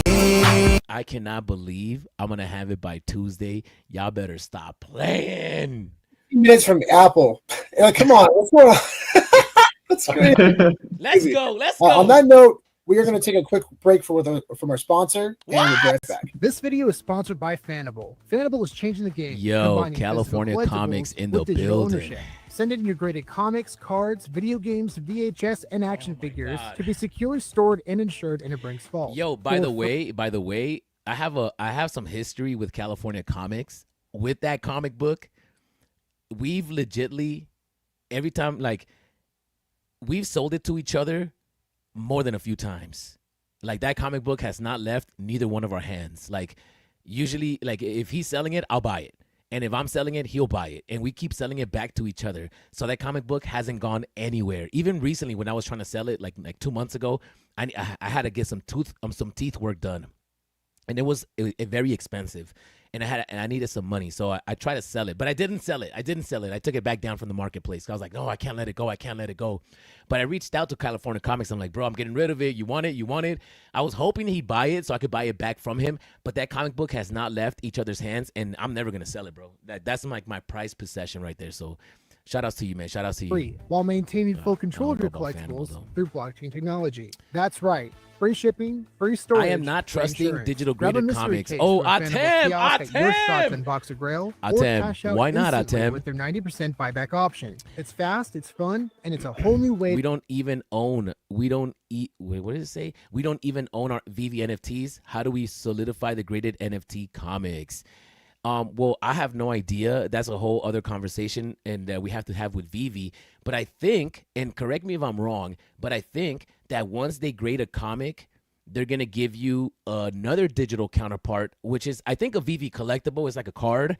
I wonder if California Comics, are you guys going to mint those onto the blockchain? Because that'll be pretty cool, because then there's a way that is authenticated on the blockchain, but not really. It's like you have the blockchain NFT, which resembles the one on VeVe. That'll be fresh. Are you guys minting those by any chance, or is that just a VeVe collectible? It's cool. Maybe it's not for you. It also seems like the 10.0 are only going to Grail mints that VeVe and Wales owns. VeVe owns all the 1 through 40 mints. Some top pins vaulted. Yo, Atem, they actually talked about this. So if the first public mint is 186, then that one gets a 10.0, and then accordingly, the other ones get the higher grades. So it doesn't always start with the 1 through 40. Like, all the withheld ones don't it starts from the 186. So that's from my understanding. Yo, by the way, my boy just donated $49. Make some noise. Yo, I appreciate you, Atem. I appreciate you, bro. Ain't leaving me. We got sticks in the club illegally. Got the whole 6 side, they believe in me. We got members east of the DVP. We got members west on the 401. We got a lock on the game, but there's more to come. You gotta pop that ass till the morning come. You want shots for the girls, then order some. Who's calling that? Who's calling that shit? Who's calling that shit? Who's calling that shit? Who? All right. Let me not get excited. Yo, I appreciate you, Atem. I appreciate you. Who is California Comics behind this digital grading? Yes. He is one of the people, one of two. I think him and Chris Severs or something like that. I don't think I know Chris. Oh, I do know him because I've been on a live stream with him before, but I don't know him. Maybe I should start talking to him a little bit more. Agent 415, yes, Atem. VeVe Gold, hi. What's up, Gary? What's up, man? DGC founders are California Comics, Chris Severs, Dennis Mazur, and Scotchy. Minting on the blockchain is in our roadmap, and that ain't even the half of it. Let's go. Shawnee Pooh, good morning. I love your mints. We'll be getting some of those graded in the future. That's right. Giving 186 a 10.0, shaking my head. Not the way to go. So as I said, Well Heavy, they own 99% of the first mints with this format. Not sure who they will be selling to. But I mean, if it's going to have a 10.0 Atem, but it's going to have a different color label, than the number 1. That's gonna be a gold label. So there's gonna be there's like 7 colored labels that they're gonna give to these comics, so you can kind of tell. But yeah, I think that giving the first public mint the 10.0 makes sense to me, just because, one, the community's been buying those, and it would suck if only number 1 through 10 get the top 10 mints, right? I think that if you start from 186, it's like, okay, well, he got the first public mint. He's invested in the first public mint, so they deserve to have a 10.0 label, green label, right? The 186 was 9.9, first public mint. Okay, it's not a 10, it's a 9.9. But same difference, right? Same thing, kind of. Final question. Do they have the rights to grade comics? Will this be a legal issue with Marvel? And the answer is, we're good. All right, let's go. Is it Stacy? Is it Becky? All right, let's not get too distracted, bro. Let's get into it. To open packs. One collector turned this $250 mystery case. All right, we're in the game. We're in the game. 15 worth $20,000. Secure, manage, and monetize your. We're back in it, man. We're back. They're playing a Fanable commercial. I actually have some questions about Fanable. I was talking about it with Guri last night. Where do they store all of our comics? Do we have access to them? Can we roll up in person? Nah, we can't do that. All right, let me get back into it. So for everybody who's interested in grading, what costs to get your comic graded? Oh, well, now we're talking. Yeah. These are very high quality items. There's a lot of rendering that happens. We know this thing takes time. So everyone out there, this is a base thing, Yeah, and we was having conversations again only yesterday. It would be very easy for us to go one way and go high and shoot for the stars, get no traction, and just try and be greedy with it. I think we've done the complete opposite, because, like you said, Sean, I know firsthand how much work it goes into actually preparing and then actually grading and doing all of the logistics of it. So, $9 is our entry point. So if someone wanted to have their item, and it could be any NFT in effect, I'll come back to you. Atem said not really an answer, y'all. Not really an answer. Number basis, then we will grade it professionally, and we would then do our grading card that we showed earlier.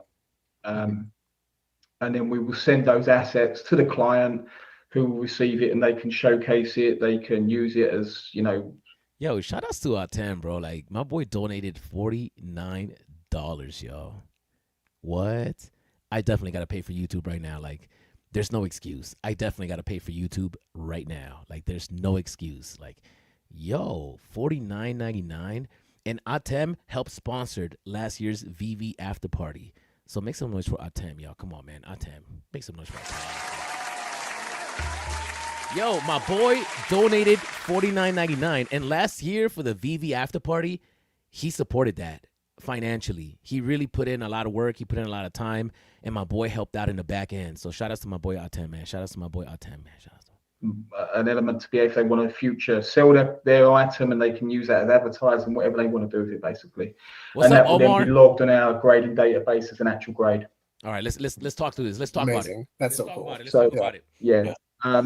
So if we were doing this as a permanent gig, and we were doing $9 a go, then yeah, I'd question my sanity, because I love this. I'm passionate about digital, but if it was about money, we wouldn't be doing this in reality. And then the upgrade from that, if someone wants to have the grading and the card, but then they also want it in a slab format, which you see earlier with the comics, and there's some, we can showcase a few more in a moment. Okay, so let's break this down. Grading artwork. Okay, let's break this down. It's a grading and a card. It's $9. What does that mean? Grading and a card. You just get the grade without it being slabbed up. They just grade it for you. They authenticate it. What does that mean? And then you get the card, which I do know what the card is that digital card that they showed us. That's $9. And then it's $15 if you want it graded. What does that mean? Comics, stamp, and logos. Grading card and slab. Oh, that's the categories that you can do. Comics, stamps, and logos. So it's $15 to get your comic book slabbed up. Grading card, and a slab is $15. If you have artwork, not comic books, not stamps, not logos, if you're just doing artwork, then it's $20. So it's more expensive to slab up a piece of artwork. Now, I have a question. If I have two different pieces of artwork, but I got matching mint numbers, because I know people have done that before. If I have, like, for example, I have the Reverspective from Patrick Hughes. I got both of those collectibles, and I have a match. I know. I had to go look for it. Let me go find my collectibles real quick. Do I get is there anything special? Like, for example, the London Police, the bad robot, good robot. If I have those matching mint numbers, is there a special label for that?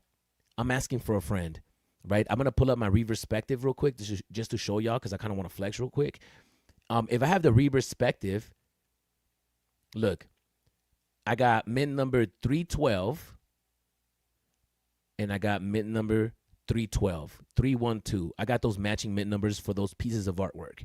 Now, if I have both of them matching mints, have you guys thought about giving those a specific label for matching things like that? There's a lot of things that come in twos or even threes possibly. I can't think of any, but there's a bunch of artwork that comes in twos. Would you be able to get a special label for matching those? I'm asking for a friend. Being artwork, stamps, and logos, then they can pay an upgraded fee, which is $15 or the $20. And this will be intro pricing that we're going to run until the end of the year. It can be paid with either fiat or OMI. So this is definitely going to be like a third-party website, obviously, and they'll airdrop your collectible back to you, I guess, once it's done and said and done, you know? So, yeah, okay, $9, $15, $20. All right, let me think about this. I think that's reasonable. Because not only are you getting your comic book slabbed up for $15, you also get the card. And I think that the card is really cool. I think that's one of the main reasons why I like this. You get the extra collectible. Now, is that a collectible? Is the card a collectible on its own? And if so, does that count as a set? I'm asking for a friend. Cool. I've become an OMI homie over recent weeks of loving Stackar, and I've embraced that. So we're part of that community, so we want to give respect to that. I've had a good chat with Foster and the team over at Stackar. So OMI, we're gonna go and talk about the Teenage Mutant Ninja Turtles right now too. So don't worry about it, y'all. Integrate a burn. We're just having a think on that too. Awesome. And then one other thing to add with this, we're going to do it with a maximum of 10 submissions. So between now and the end of the year, if someone wants to get the intro price and they can submit 10, they can submit more than that. But that's where we'll just have a conversation, do a bit of a bespoke pricing on what that may be. Because one thing yes, Atem. They will be grading those publication years and etc. They will be labeling those. They have special labels for those, and they'll be giving those high grades too. So they will also be grading the special mints. Just in case you missed the beginning, which I think you did.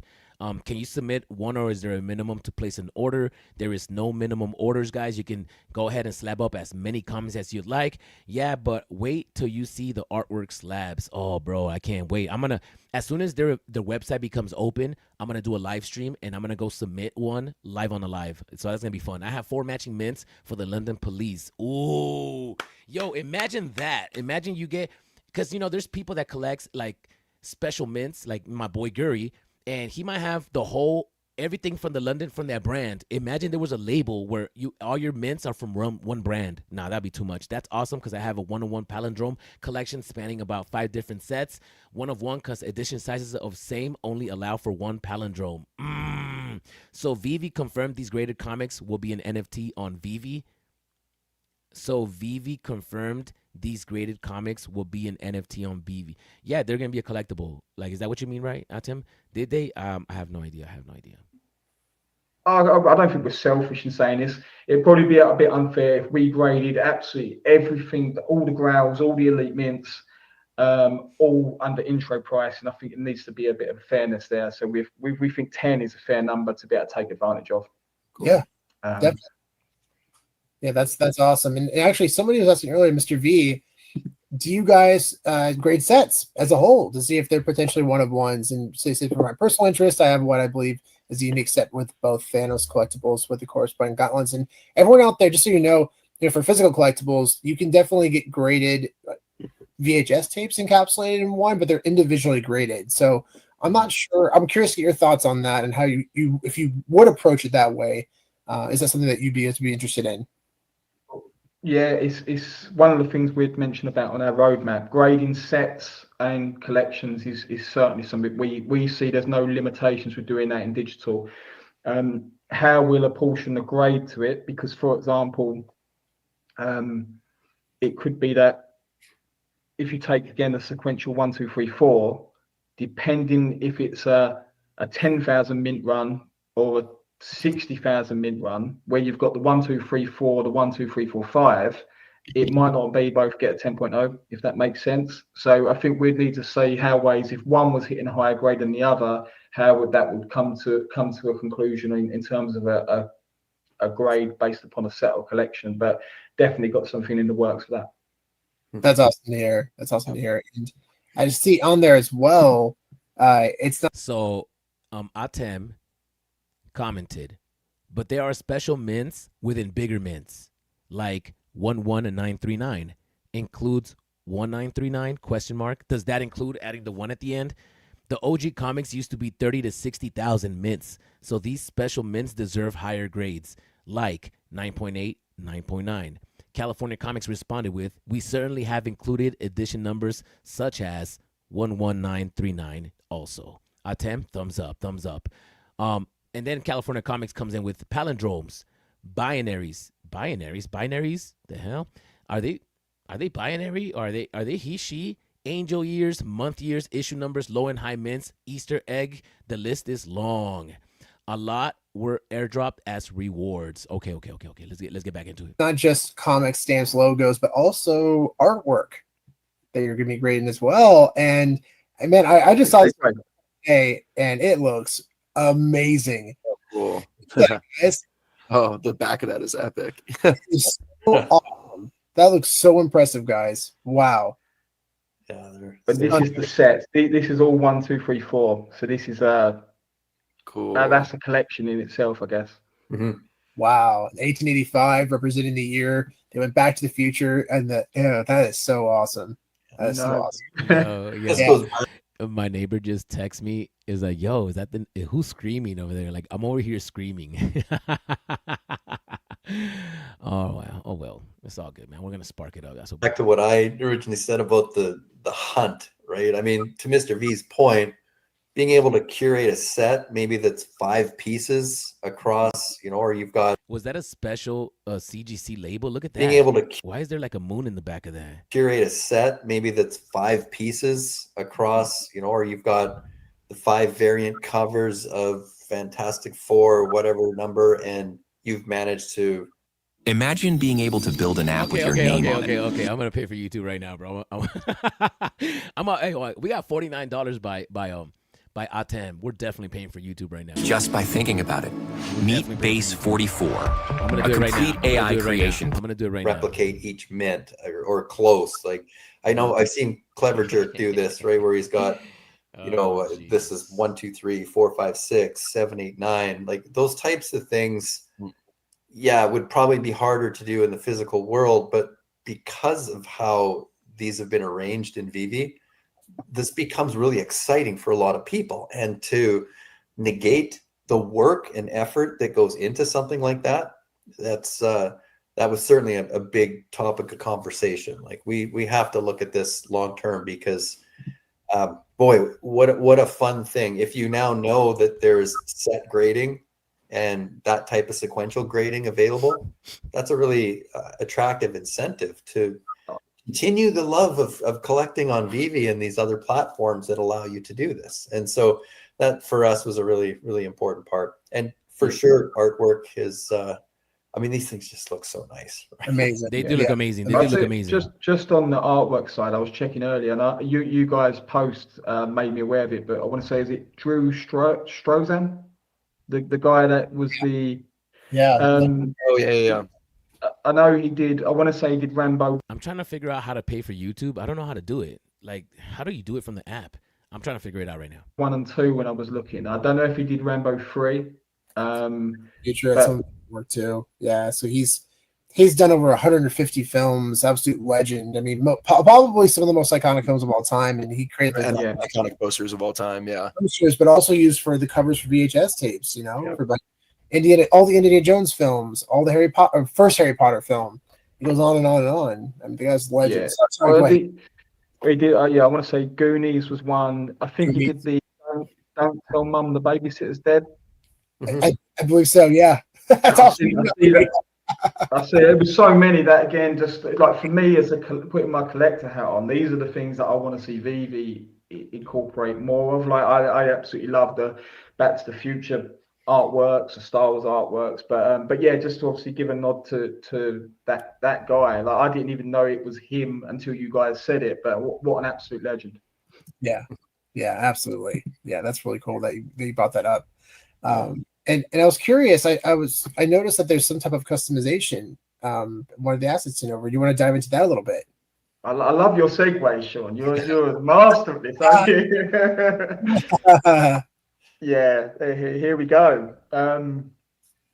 One of the things that, again, just taking my approach to it, I love my NFTs, whether it's VeVe, DC Candy, now Neon Ichiban, believe it or not. That looks amazing. That looks amazing. I love the way they present. I think it's great. I've got a big passion for the VeVeverse and being able to showcase in there. But I think for us, being able to go a step further. These comic books look amazing. These comic books look amazing, slabbed up.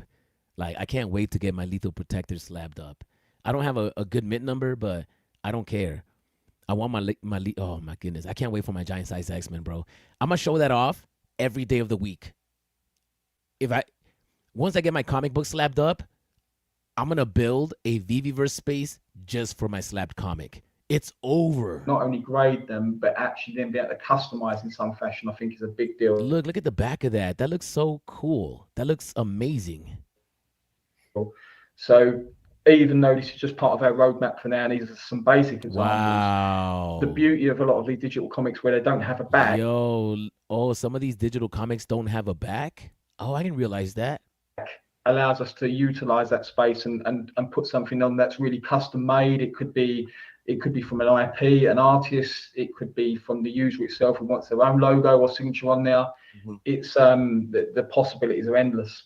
Wow. Yeah, that Aladdin comic book looks beautiful. I guess I had a question for you guys. So are any of these assets, are you going to be minting these as NFTs, or are these all just kind of, video files that you're sending out to people? Okay. We're going to be bullish. So it might not be tomorrow, as in tomorrow, but we'll be going on chain at some point. That's amazing. Nice. And that's what I'm waiting for. If these could be on chain, it'll be just dope to display them in any other places that's outside of VeVe. At least there's a way for me to display them outside of VeVe, right? That's so dope. We're not on chain yet, so details will be posted via our socials once we do. California Comics, OMG, Electra, yes. Thank you. Wait, did you, for the decon after, did you just donate another 49? Stop playing, Atem, please. Why are you treating us so good today? Why are you treating us so good? Oh man, you're gonna get me in the mood, man. Let's go. Come on, $49.99. But my boy Atem, let's go. I gotta definitely get YouTube now. I definitely gotta get YouTube. Oh man, it's Sunday, baby.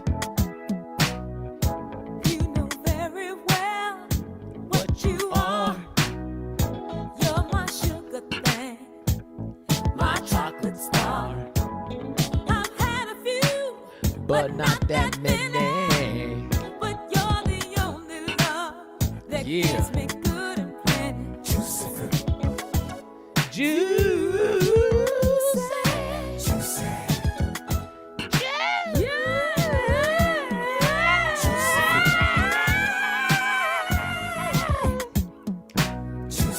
Oh shit, let's go. It is Sunday, man. I feel beautiful today, man. It is Sunday. Yo, thank you, Atem. I can't believe you just donated $100, bro. Like, that's twice. What? Yo, Atem. I think I'm gonna cry. Yo, if I start crying on stream, would you guys judge me? Would you, if I start like shedding a tear right now, would you guys be like, "Ha, gay"? Or would you guys respect it and be like, "Yeah, that's a manly thing to do. Cry on a live stream." Nah, bro, I ain't soft like that. Yo, Atem, thank you, bro. I appreciate you. You're a stallion. I know there's definitely going to be some IP infringement concerns that you guys are going to have to deal with when doing all that. I'm sure you got to make sure that you're not actually selling these things, you're not actually earning royalties on them, so that you're not profiting off of other people's IP. But Generous, I think it would add a tremendous amount of value being able to mint these, and also have them transferable when people sell their special mint number collectibles to somebody else. They can go ahead and transfer the slab with it as well. Yo, Yeah, Atem, yo, California Comics, Atem is a whale. Like, Atem is a whale. Like, Atem is not, he doesn't have like a small collection on VeVe. This guy has like probably one of the biggest collections on VeVe. So for him to be asking, he genuinely wants answers because he's really invested in this, man. Like, Atem really loves the space. And him, like, sometimes he rubs, maybe he might come off like a little like, oh, he's asking too many questions. What's he doing? Is he fudding? But he really comes from a good place, bro. Like, trust me, like, Atem really comes from a good place. So shout outs to Atem for that. And California Comics, appreciate you for being here and for giving us the answers, because you're gonna start taking bullets, bro. You're gonna, especially in here, people are gonna come after you, and we want some answers. We want answers. That's all. I'm trying to FUD. I'm trying to find a way to FUD. As of right now, I haven't found it yet. But I'm going to find something to FUD. And once I find something to FUD about, I'm going to run with it for like 45 minutes, bro. I promise. These look cool regardless. I have many comics. We'll keep an eye out for it now. Thank you, California Comics, for the answers. Yo, Atem, I know you got a bunch of comics. You got a do you collect any special mints, or do you just buy comics? What's your agenda out here? From your phone or tablet, open the YouTube app, sign into the Google account where you like to start your membership, get YouTube Premium, select annual from the plan options. Okay, that's where I went, and it usually comes up right there, but it's not there. It usually says account, manage account, or something like that. All right, let me keep reading this. I haven't hit your stream out in a while, brother. Been busy. No, I appreciate you, Atem. Thanks, Atem. I appreciate you, man. What's the point of the slabs? In Shiro Honda, it is for you to just enjoy the collectibles in a different way. If it's not for you, it's not for you. It is for some people. Some people might get it, some people might not. I'm a comic book collector, so for me to have a comic book in a slab means so much more. Even if the comic book is not a 10, just the fact that it's on a slab and I'm able to display it in a slab. On top of that, I'm going to be able to get some side collectibles from it, some certificate of authenticity, something with it. It means a little bit more, and the possibility of them going on chain even means more, because now if I'm on Spatial and I display an NFT on Spatial, I can't display my VeVe NFT, but I can possibly bring in the certificate of authentication. Authenticity. I know how to say it like that. Authentication. Certificate of authentication. Certificate of authenticity. How do you say that? Yo, English is my second language, bro. I'm sorry. But the fact is that I can bring those maybe one day. I don't think you're going to be able to take out the comics on chain, but maybe something that resembles the comics or something that verifies the comics in a way, right? So this is dope. This is dope. Arcade, feel free to run a giveaway for 3 grading submissions. Yo! Okay. We're going to do some giveaways right now. Let me go get my wheel of let me go to StreamYard giveaways. All right, y'all, we're gonna give away 3 slabbed comics right now. You heard it here first, all the way from California Comics. We are gonna give away three slabbed comics. All right, so we're gonna pick a live stream. We're gonna do the giveaway tool right now. So right now, I'm gonna create a hashtag, and you guys gotta type in the hashtag down below. We're gonna run a giveaway. We are gonna run 3 slabbed comics right now. All right, so I'm going to put a hashtag on the screen. All you guys got to do is type in the hashtag for a chance to win a slabbed comic. All right, and you might get yours before everybody gets theirs. So you're going to be out here flexing with one of your comics. All right, so let's pick a hashtag. The hashtag is going to be digital comic grading, DCG. All right, let's start collecting comments. And there it is. We should start seeing these entries go up. We need to see at least 15 entries before at least 20. There's like, how many people are in here, bro? Like, we got over 200. We need at least 15 entries. Oh, there you go. We got 1 entry. All right, so let's continue this, and we're going to get back to that. Big things for us, and we've been very clear with the conversations we've had with some of the IPs, because these are conversations we've had and some of the platform providers, is that we don't want to infringe, and we want them to have their perpetual royalties. I think that's important for the space as a whole. So, you know, I think for us, we're looking at ways, again, how we can add value, how we can, you know, enhance their ability to sell more and for more. And I think this does do that. I think this, again, going back to one of Chris's earlier points, one of the things he said is this creates the easy button. If you don't know special mints, but you want to be in that game, well, you haven't really got to care about that part that says 2728 in the middle. You just got to care about the 10.0. So yeah, there's conversations ongoing, but yeah, we'll be going on chain at some point. That's amazing. With that slab as well, that one for Ultraman, this is another thing. The one that was just on a moment ago. It's an example. It was the one at the end. So we've put it in Japanese as a hybrid. Oh yeah. Oh, that's dope. That's dope. That's awesome. With a Japanese label, that is pretty dope. That is pretty dope. Yeah, so we can I speak 10 different languages. I'm bilingual. Oh, chill. My boy speaks 10 languages. Konnichiwa, watashi, naname wa pita. Hajimashite, oki chinchin. Hajimashite. I know how to speak Japanese, bro. Chill. No, I don't. I use that. This is all AI generated. I've been to Japan, though. You know, I've been to Japan before. Konnichiwa, bitches. Yeah, no. So we can obviously use that technology with quite ease. So if someone's in Germany, France, Japan, it might even be their preference of a certain comic. You know, we can slab in foreign language, which I think is pretty cool. Yeah, let's do that. That's amazing.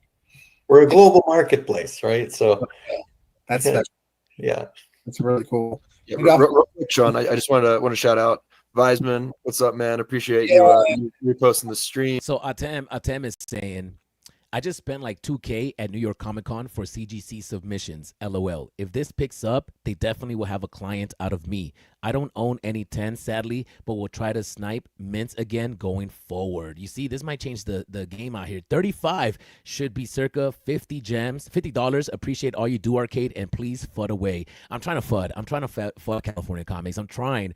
As of right now, I haven't really found a complaint. I really genuinely have not found a complaint. I'm trying to find one. But I'm actually pleasantly surprised, especially with the digital counterpart that you guys are giving out with the slab, like the authenticity, the certificate. I love that part. I love that. The grading system, so far, I like it. There's nothing to complain. The fact that you're giving 186, like the first public mint, a special green label, and also, you know, giving it a 9.9 is legendary, because now people can't say that 1 through 50 or like all the ones that are withheld will be like the 10s. Nah. So yeah, shout outs to you, man. 35, that should be around $50. I really appreciate you, California Comics. We're doing a giveaway right now. So we are doing a giveaway. Right now. We are giving away 3 slabbed comics. We are giving away 3 slabbed digital comics right now. All right. We're gonna go onto the list. Let me go onto the giveaway tool. We only got 5 entries. Come on, bro. Like, I think you guys can enter from X. How many people are watching on YouTube? We got 26 on YouTube. We got 236 people watching on X. Shout outs to everybody on X. Yo, guys, if you guys are on X, jump over to YouTube real quick and use the hashtag DCG. And we're going to draw some names. And we're going to give away 3 slabbed comics. And we haven't mentioned CBCS. CBCS, that's another one. That's another slab comic. You said Lethal Protector comic could go up to 1K. Wes, yes, I said that. And I was wrong. But the end is not here, so it could still go up to 1K. I think that the Lethal Protector comic... Oh, wait a minute. Hello?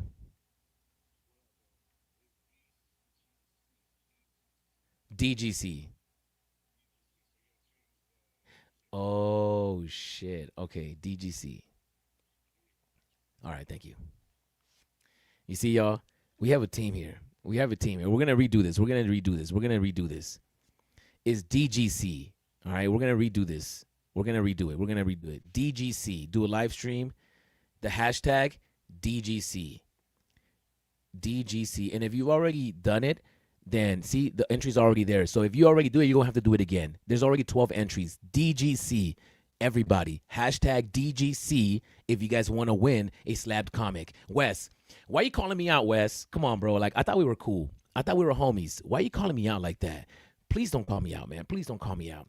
But no, I need you to call me out. I need people like you to keep me in check, because then we start running rampant, right? So I need people like you. So I really appreciate you for calling me out. Yes, I did say that. I did say that. California Comics, wow, thank you for the grading giveaway. That's right. DGC. It is DGC. All right. We're going to pick somebody right now. I'm going to give you guys one more minute. We got 16 entries. That looks a little bit better. That looks a little bit better. I think we said 15, right? I think we can do it now. So we do it now? Let's do it now. All right. So right now we're going to pick a winner.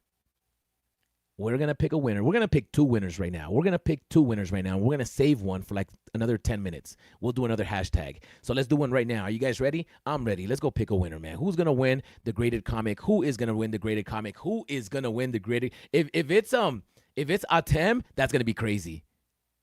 Oh, G-Money! Let's go, G-Money! Yes. G-Money in the building. Actually, let me close my door because my doors are open and I'm screaming. Hold on.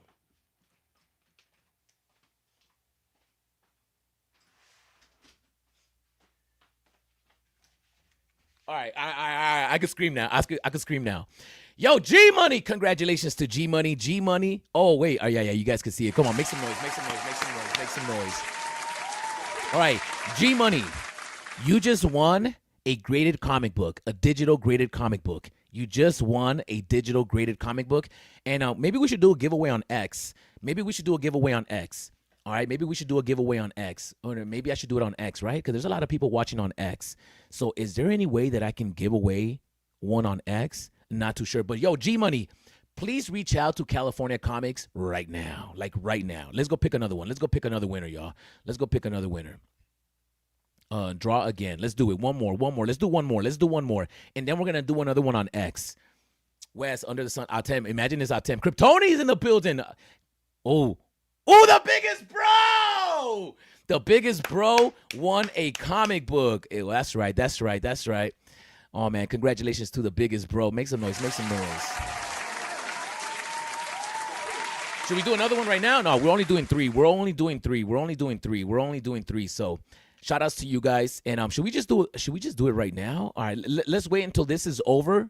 Let's go watch the interview. Let's wait till it's over, and then we're going to give away the last one. So, biggest bro, please reach out to California Comics right now. Congratulations to you. We're going to give away another one.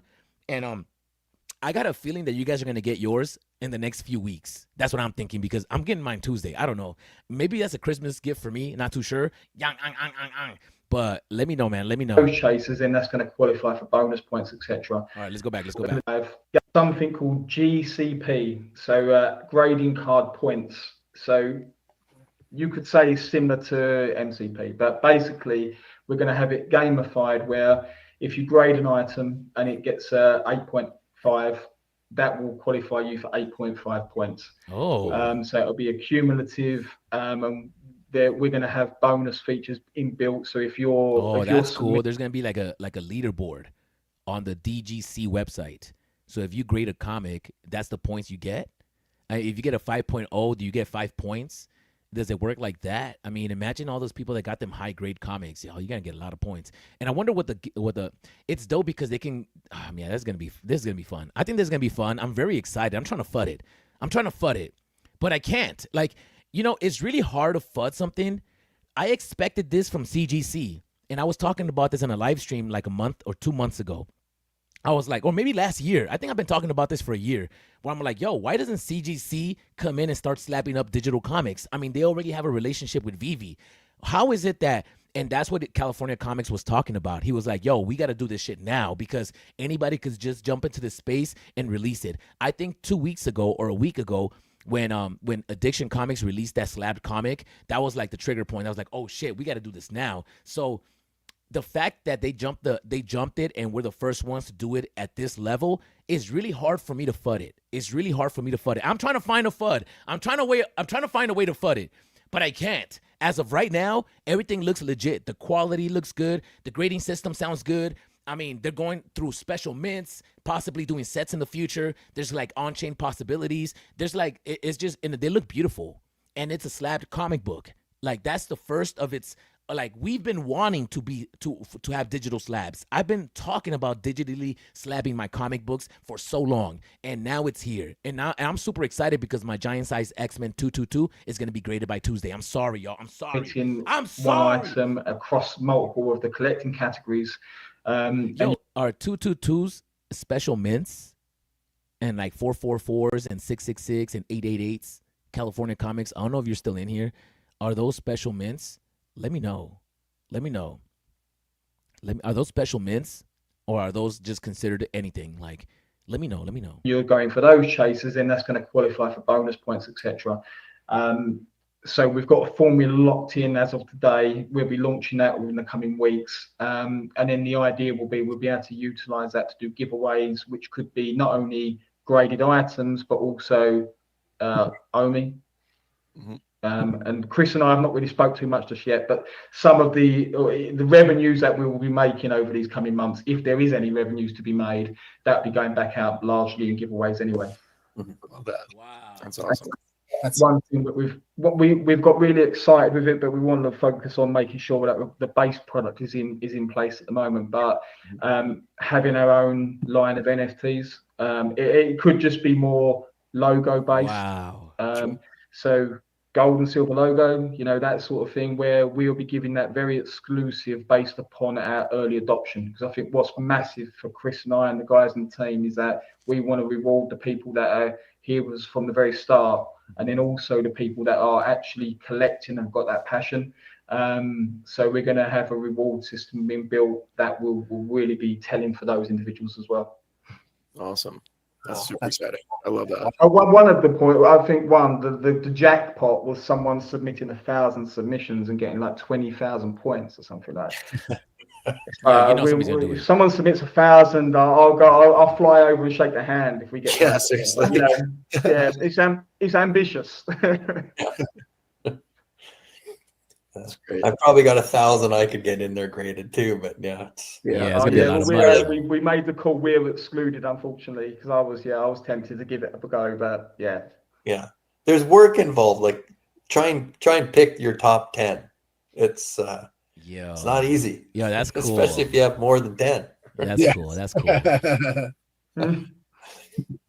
Totally. I was gonna shout out Up Crypto real quick. Let's go. So.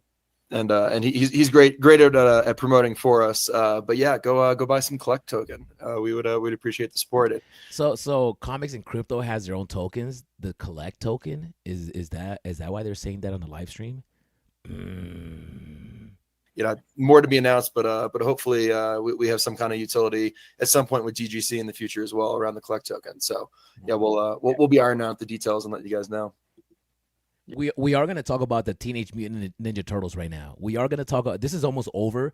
We're going to talk about Teenage Mutant Ninja Turtles. And then if Double Quill has her blog post, we're going to go and check that out too. So very early days, there was only really 2 individuals that were trying to press me hard. And it was like, you are telling me who these people are. And it's like, you out of principle, I don't want to tell you now. Yeah. So, but they were a couple of characters we were aware of anyway. Gotcha. All right, well let's talk about this giveaway that you guys are doing here with 24/7 Comics. Yeah. So well, I know you guys obviously got great relationship with 24/7. So we've spoke with Cole many times, Cole Choi, who's the owner over at 24/7. Love that, man. So we knew they were going to do their Kickstarter campaign, which is for the Evermind 3 to 6, 1 to 6. I want to say 3 to 6. So we just said about it as a way we could collaborate and support. So what we're going to be doing is we're going to give away the digital comic of Evermind 1, edition number 2024, which is the publication year. It's coming out of my collection personally, and I really, really don't want to. But it's something that we feel is worthwhile to actually give up. But I have a question. It won't only just be a case of passing it on to whoever the winner will. I have a question. I have a question. I don't know if anybody's brought it up just yet. This comic book right here, the one that's on the screen, right? That's a DC comic. Now, VeVe dropped the comic, and then they took it out of the marketplace. So the lowest mint of this one varies. We don't really know what the first mint that was minted, which one it is. So how would you grade that comic? Like, for example, I'm not too sure how many comic books were minted. Oh, I can't even click on the comic. I can't even click on the comic. Does that comic still exist? What? All right, this comic right here. I got 376. We don't know which one got minted first or what people own. I know California Comics. So, like, do you know which one was minted? What's the first minted? The first one minted might have been 300. Maybe 186, and maybe those weren't minted. How do you grade that one? Because it was taken out of the store. How would you grade that one? You know, because I got 376. I'm not too sure. I don't think that's the lowest mint. Which ones were withheld? I don't know. But that one, I'm curious about that one. If you got any answers on me on that one, that'd be great. But it'll be graded 10.0 under. All right, let's get this right here. To get this out of your person. the specific way if you were and you'll qualify, but I think the more you back, the more tokens Wow, or tickets beautiful. But I've that's a. If you get stuck on the melody, or if you just feel like I gotta pay for this. How do I pay for this? I gotta pay for it right now, yo. I'm sorry. I tried doing it on my app. General, nope. Switch account, nope. Family Center, maybe that one. How do I pay for my YouTube? It doesn't show it. Switch account. Oh, right here, get YouTube Premium. All right, I'm getting it. Reactivate Premium.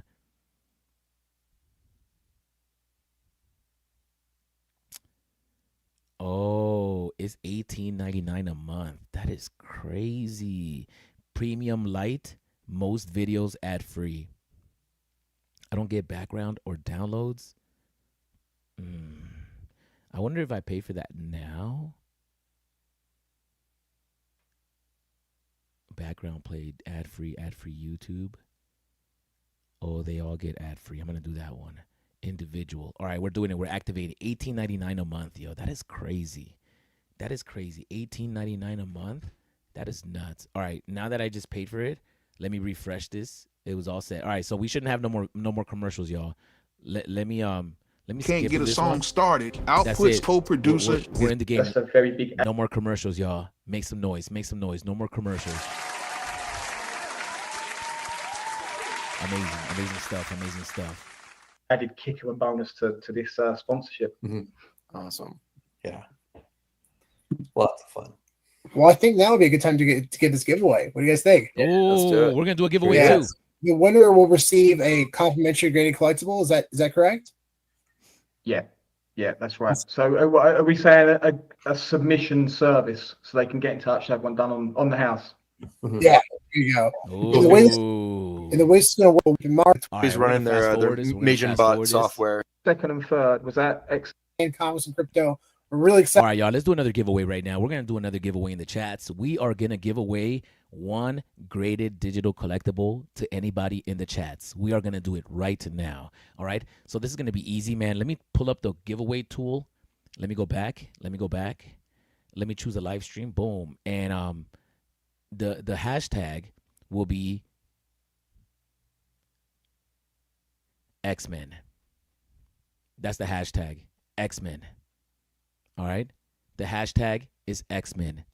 If you want a graded digital collectible from the DGC, go ahead and use the hashtag X-Men. Go ahead and use the hashtag X-Men. I'm going to see who's in here. I'm going to see who's in the building. We need at least 20 entries. At least. We have 300 people watching right now. We need at least 20 entries for you guys if you want a digital graded comic. All right, we got 10. We're halfway there. We need 10. We need 10 more, y'all. Come on. I know there's 10 more people in here.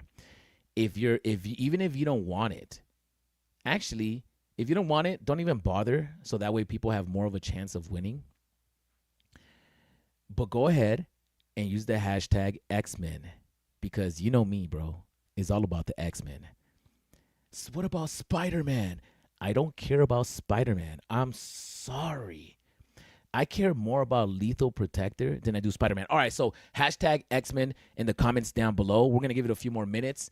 And let's finish this, wrap this video up right Excited now. to see we get graded, and we're going to repost it as well. So make sure. And then I'm going to give you my thoughts. And then I'm going to wrap up my thoughts. And then we're going to jump over to the Teenage Mutant Ninja Turtles, because there's a video. I thought we're going to get something else from VeVe today, which I think we still are. Well, we'll see. We'll see. To tag us in that. That is so freaking awesome. That's cool.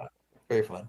Yeah, that was fun, guys. Congratulations, everybody who won. That's great. That's great. And by the way, Omar, I'm gonna reach out to you about that. You got Happy Gilmore? That's awesome, dude. Gonna reach out to you. We're talking about world premiere tickets and our obsession with world premiere tickets, but we'll talk about that later. But yeah, such a fun time today, guys. That was fantastic. Wow. Really excited to work with you guys. Moving forward, it's gonna be an absolute blast. And yeah, thanks again for joining the stream, and everybody out there, thanks for joining today.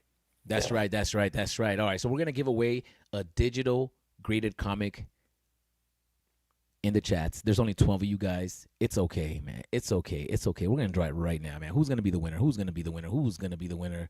And the winner is... Ooh, Fun Under the Sun, California Comics. Oh, my boy entered his own. Moors. Make some noise for Moors. That is right. That is right. Moors. Congratulations to you. Congratulations to you. Go ahead and hit up California Comics right now and go and get your digital comic graded or collectible or poster. I don't know what they're going to do. I think a comic, I have no idea actually. You're going to have to hit up California Comics, but go ahead and send them a nude. All right, send them a nude. All right, so let's get into it, man. Oh, what's up with this comic right here? The 376, that Harley Quinn comic. How many were minted? Are we going to ever get an answer to that? I can't click on the comic. Oh, there it is. There it is. Hey, let me see how many editions were minted. Common, uncommon, Kid Arcade, owner, Kid Arcade, details. Let's look at the details. List price you paid, market fee, issue. It doesn't say. It doesn't say how many were minted. Oh, editions in circulation. Oh, there's 990 editions in circulation out of 1,000. So this is only 1,000 variant comic book. There's 400 comments. Hey, they basically almost sold out, but they got withheld. Sold editions 91. Okay, wait a minute. So they only sold 91 editions on this comic book. All right. We're going to come back to this. Or should we just talk about this right now because we're talking about comics? Let's talk about this right now, and then we're going to go and talk about the Ninja Turtles. So there's only 91 editions of this comic book sold. Who got one? Music has some psychological healing value. It does, Tucson. It does. Now, before we continue, I'm going to ask everybody to please take 1 second. Take 1 second to kind of reset. Take a second to reset. I need everybody to maybe close their eyes for a second. We're going to talk about digital stuff. We're going to talk about comics. We're going to talk about collectibles. We're going to talk about the Ninja Turtles. We're going to go and take a look at Double Quill's post blog article. But for now, let's take a second to take a deep breath. All right? Let's take a deep breath and collect ourselves. I'm going to count to 3. We're going to do it together. I'm going to count to 3. And on the count of 3, I need everybody to take a deep breath. It's okay.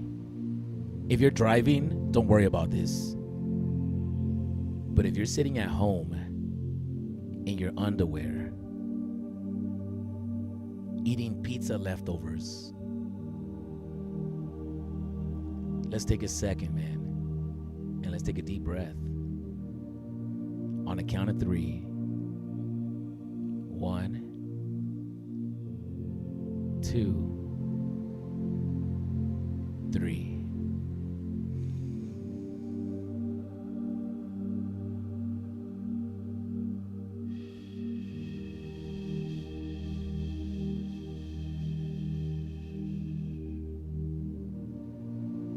Shake your head around. Move your head back and forth. Move it in a circular motion. Next week, I'm going to trick you into taking a yoga class with me halfway through the show. Doesn't that feel good?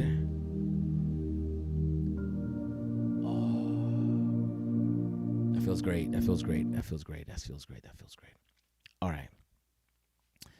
Let's get back to the bullshit. There's only 91 editions sold. There's less than 100 of these comic books. The question is, why did they take it out?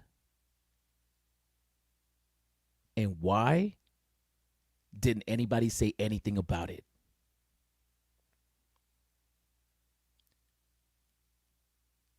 How many were minted from each variant? Because I don't think we know. And the better question is, how are you going to grade this comic book? Right? How does it look with me being on top? Can I edit that? Let me see if I can edit that. Oh, yeah, I can. There you go. Put right there. That's actually better. Okay. How many people got this comic book? And do you guys even care about it being DC? Because I bought this comic in the market, and I only bought it because it's the only DC comic that we have on the app. The question is this the only DC comic we'll ever have in the app? And why do you think they took it out of the marketplace on such a late call? Because they announced the comic book, they dropped the Medium article or whatever, they announced the book days before it came out, so they had time, or somebody had time to check in with somebody. And the comic book dropped, and then it disappeared from the marketplace. So the question is, why did it disappear? And do you guys even care about this? I mean, that cover right here is beautiful. They have a DC logo on this. The common one has a DC logo also. And how would they grade this one? Right? And something else that, didn't the Addiction comic have a slabbed comic book also? I think it was a slabbed comic, but it had like a hammer going through it. What was that comic?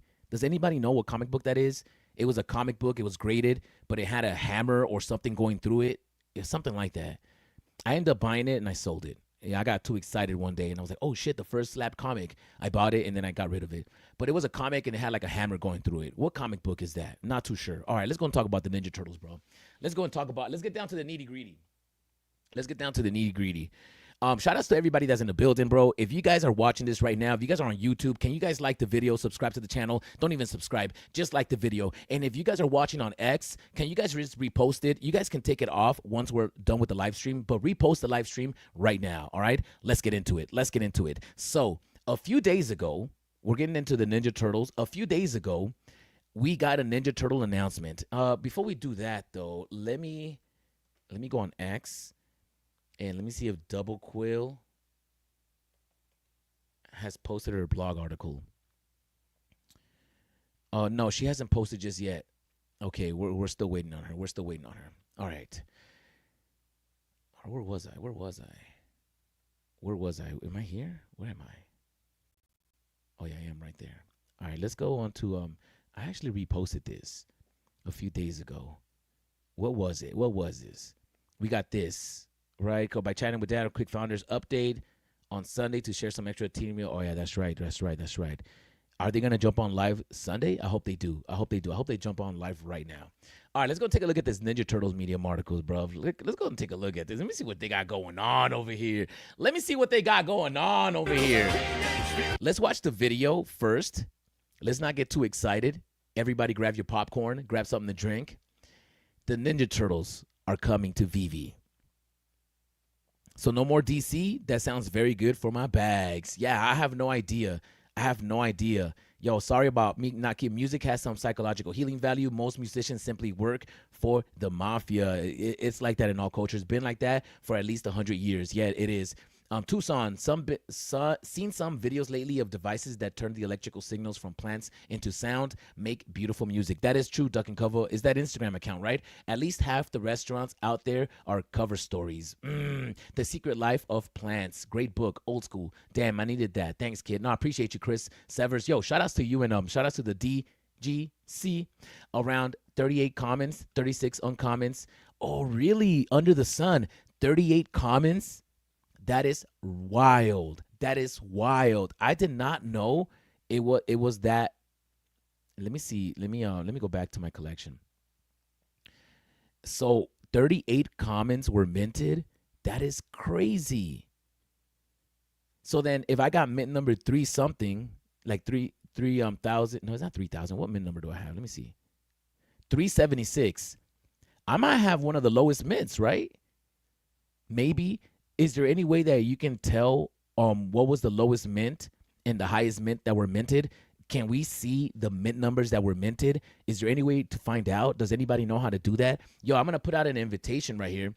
Let me put out an invitation onto the universe. If anybody wants to come on for a second, or for 2 seconds, or for 3 seconds, or however long you want to stay, if anybody wants to come on and join me on this live stream, I'm gonna put my invitation link out here. All right. Join me. And I'm going to put the link out here. No doubt about it. And there's my link if you want to join. All right. You guys don't have to stay on too long, but just come on for a little bit. I want to talk to you a little bit. And we're talking about this Ninja Turtle thing, but I'm going through the chats first. So this Harley Quinn comic, there's only 38 comments minted, 36 uncommons, 8 ultra rares, 6 secret rares. That is crazy. Wow. That is pretty cool. That is pretty cool because I got one. And I'm happy I got one. I got mine for 69 gems. And like right now, like you could you go to the marketplace. There's one for 59. Look, I'm still the lowest mint on the market.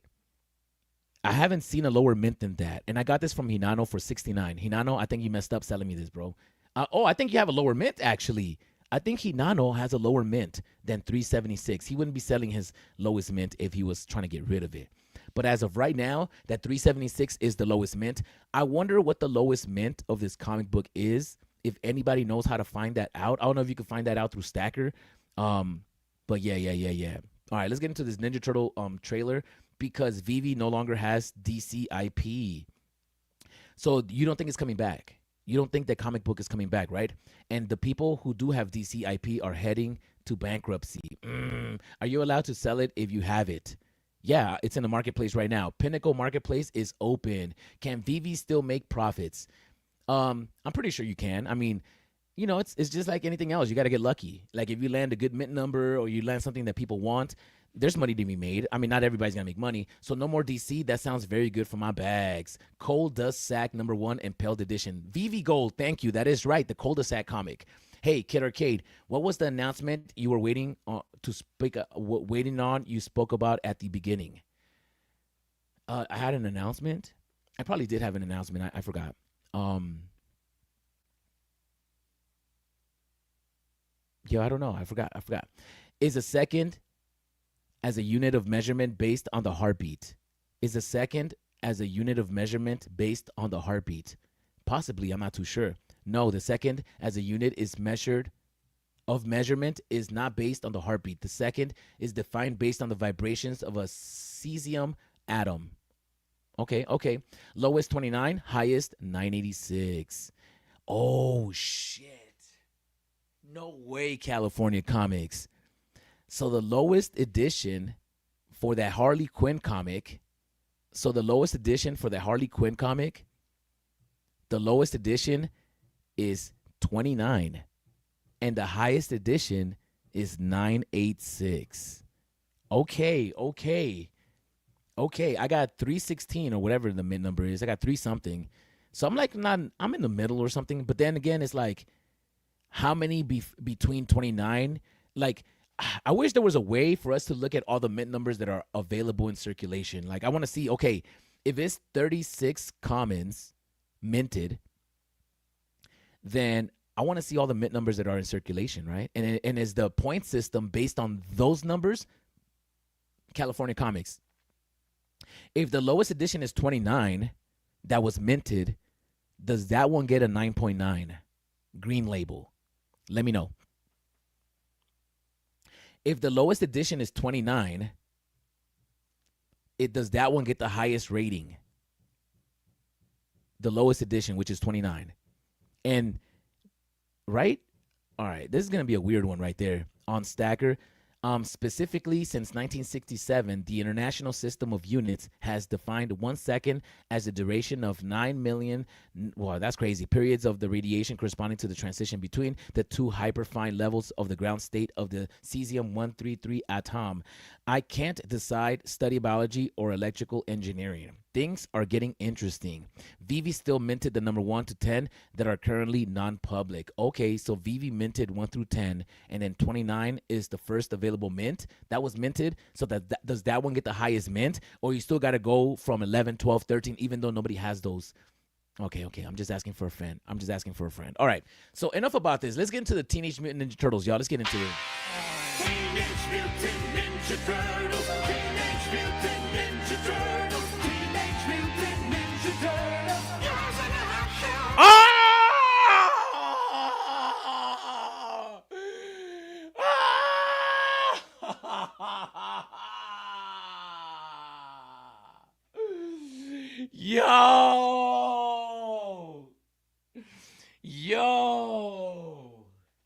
Yo, yeah,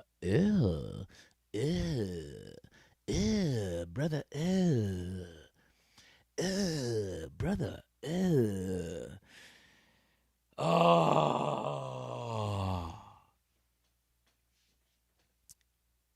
yo, why does this Ninja Turtle have a dad bod? Stop playing. And since when did they have their initials on their belt buckles? Who do they think they are? 1990s ravers from Los Angeles, those gangster belt buckles that everybody used to wear with the name engraved that you got at swap meets. Who do they think they are? Why does my boy got a dad bod? What versions of the Ninja Turtles are these? Bro, that orange looks yellow. Stop playing. Yo, don't do this to me, y'all. Don't do this to me, bro.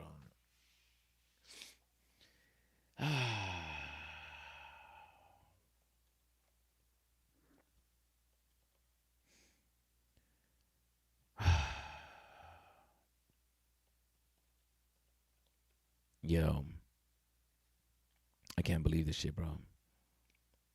I can't believe this shit.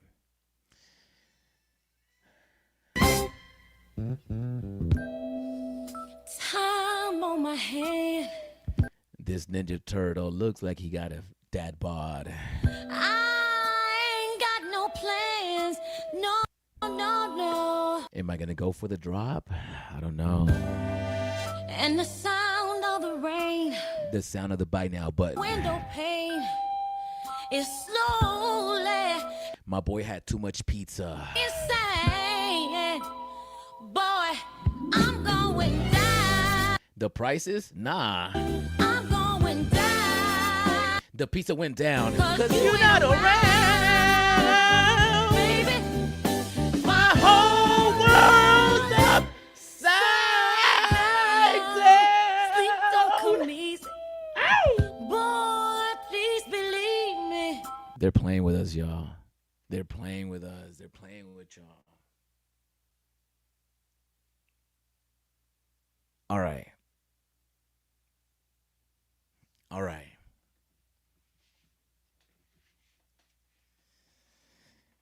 I think we got to take a deep breath again, y'all. All right.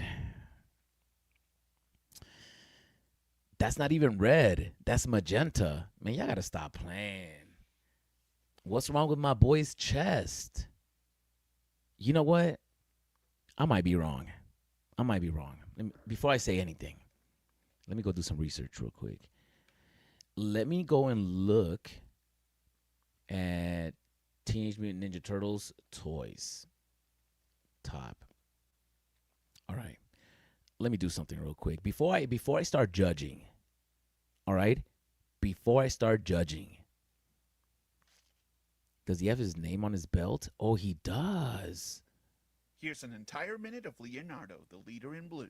Some Leo. Oh, he does have the belt buckle. I'm so trash. If we would have gotten something like this, I would have been happy. But what versions of the turtles are those? Leos are heavy. Some Leos are. Oh, light. hell no. That's just trash. Yeah, you're right. It could have been worse.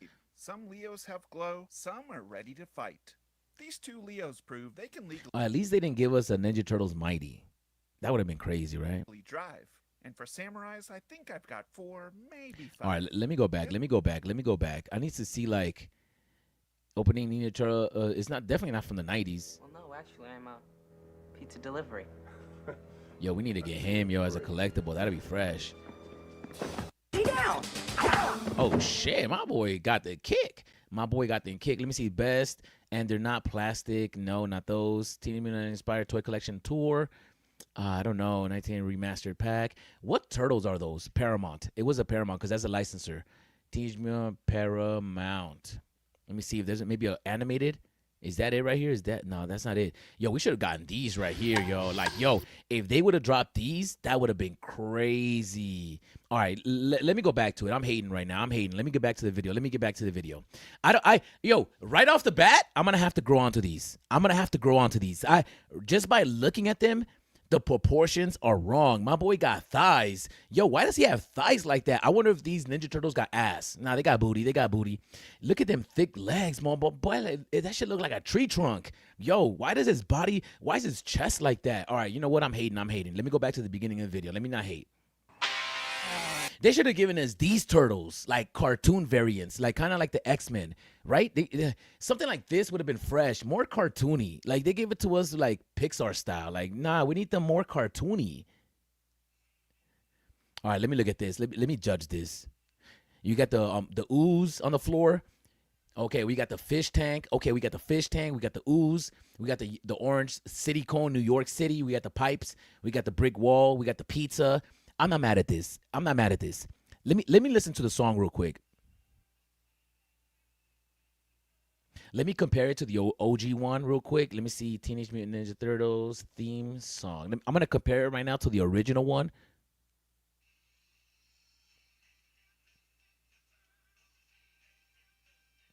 That kind of sounds like it, right? Wait, let me see. Oh, I'm not even sharing that page. I'm so trash. Wait, am I even sharing a page?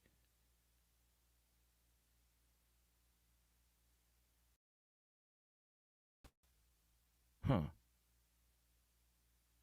What happened?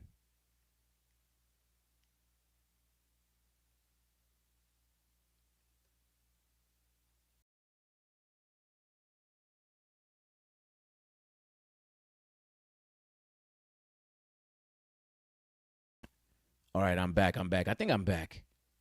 Damn. I think I'm back. All right. All right, I'm back. Something happened with my screen, so let me try to share that again. All right, so I was comparing the theme song from the video that we were just watching. Let me compare the theme song. All right, so I think I'm back. Am I back? Yo, let me know if my audio is back. Something happened. You're back, bro. Okay, something happened. I think I got rugged, but I'm back in the building. Let me compare these theme songs. That's what I got to do. Let me compare these theme songs. Let me go on to this real quick. Let me go to the beginning of it. Let me see. Teenage Mutant Ninja Turtles. Teenage Mutant Ninja Turtles. All right, let me go to this one real quick. Let me see.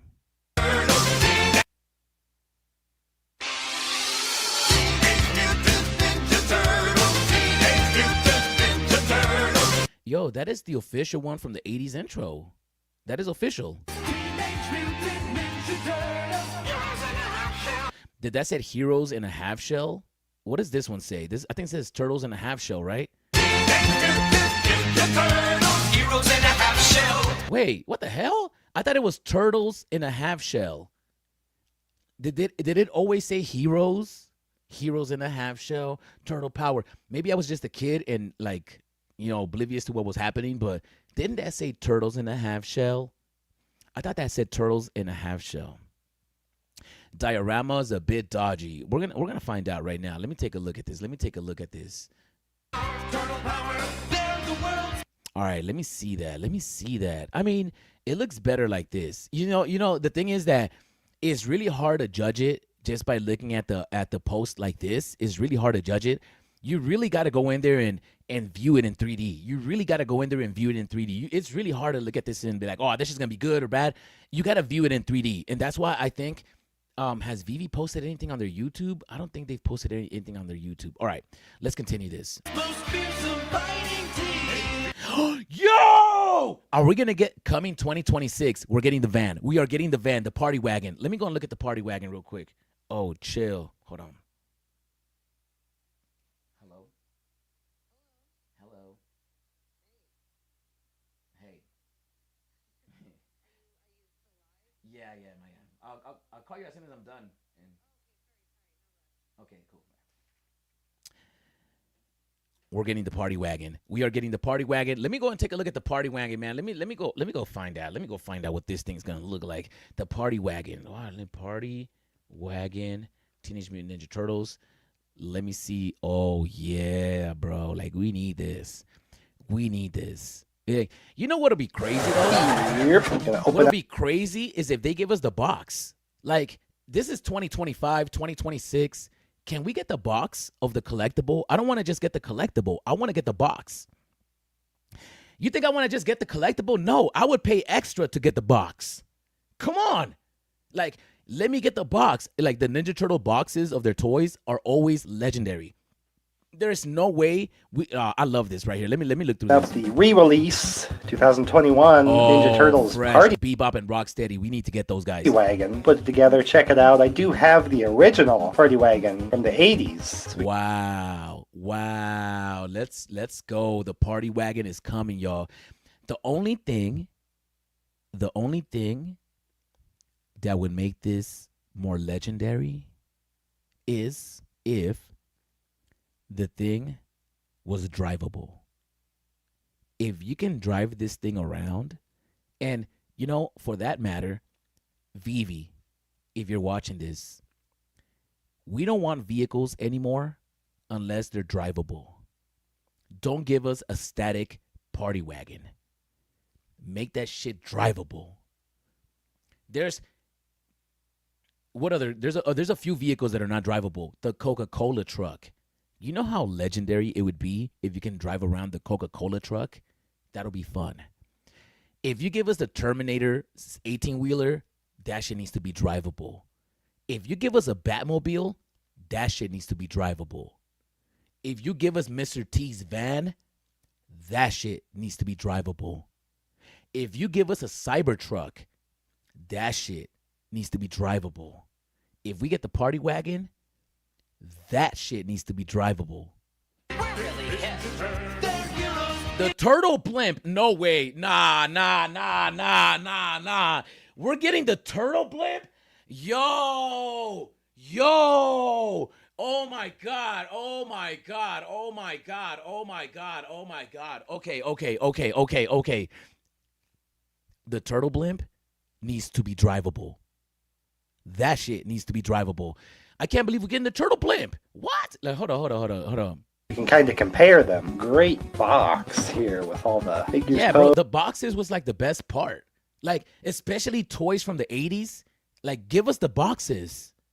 Please, give us the boxes. We're getting slapped comics. Give us the boxes of these toys, right? And then the artwork. I know it takes longer to create, but especially for like the party wagon, that shit needs to come in a box, bro. Like, that's so legendary. Look in the front. Pretty tempting to keep the box. Now, I got this even though I do have my original because I would have been 2 years old or maybe 3 playing with it at first. So it's not in the best shape, as we'll see. Oh, look at this. It mostly comes put together for the most part. All the stuff. Got the spoiler piece. All the stickers are already on, which is good. Snaps right in place there. So cool. Even the little tank kind of thing comes strapped on here already.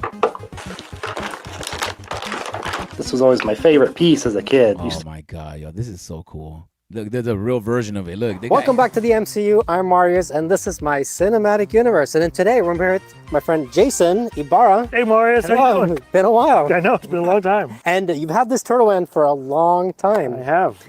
And I haven't seen it yet. I think it's been 10 years maybe? I had it built in 2011, so what is that now, like 12 years now? Yo, this shit is dope. What are you talking about? Look at this van. I'm going to reach out to this guy and have him at DCon. Stop. 12 years ago, wow. That I built it and you haven't seen it, and we've worked together like way back then, but we've still seen each other a couple times. Yeah, you always had the Ratchet. Yeah, the Transformer van. Yeah. Tell me about the van. How did this come to be? Why did you end up building a turtle van? Wow, that is so cool. Let me see the turtle. Let me see the turtle blimp. Is that we're getting the turtle blimp? Let me see the turtle blimp. Yeah, the turtle blimp's good. Oh, stop it. Stop.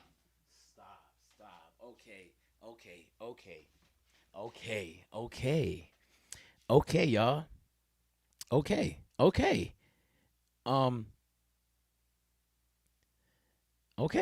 I think it's gonna go down. I think it's gonna go down. I think it's gonna go down. If I'm not mistaken, it's going down.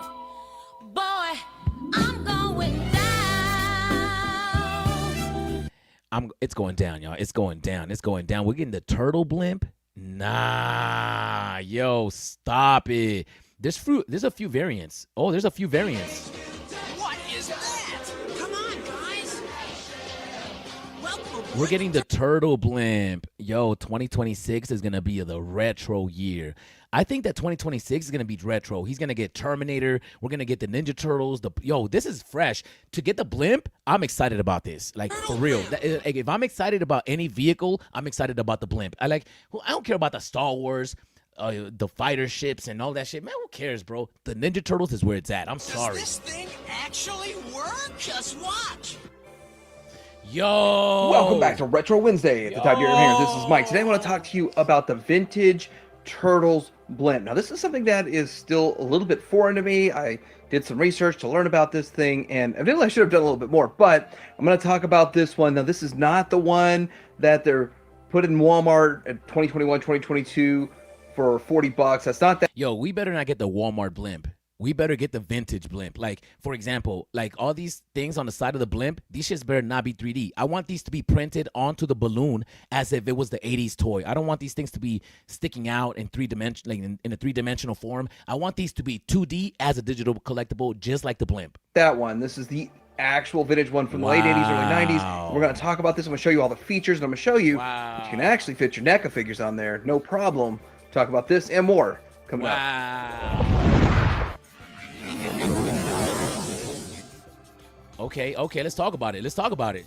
First off, taking a look at this overall, it is very cool looking. It is a really interesting looking blimp. It is cool. It blows my mind that they even created this, that it blows up, and then all these connector points, and there's a lot of issues. Yo, California Comics, I appreciate you for being on, and I appreciate you for being here answering questions, man.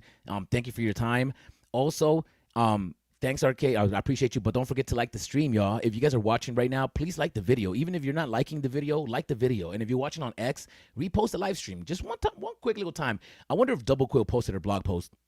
With leaking air and all that kind of stuff, but the fact they just made this thing, it's mind-blowing. Yeah, that's crazy. It's a really good idea because you're just blowing up a balloon to make up, 60% of the vehicle. And you have a detachable glider and all of cool stuff, but it doesn't match the cartoon. It really doesn't. I don't know why they didn't have it match the cartoon better than they did, but it still looks cool. It doesn't change the fact that it looks cool, but when it comes to matching the cartoon at the end, I'm going to tell you what they did to try to fix that. First thing I want to show is the driver's seat, cockpit, whatever, and I'm going to use Leonardo. Leonardo is my favorite character just because he's got swords and he's blue. Yo, let me know in the comments down below which Ninja Turtle is your favorite character.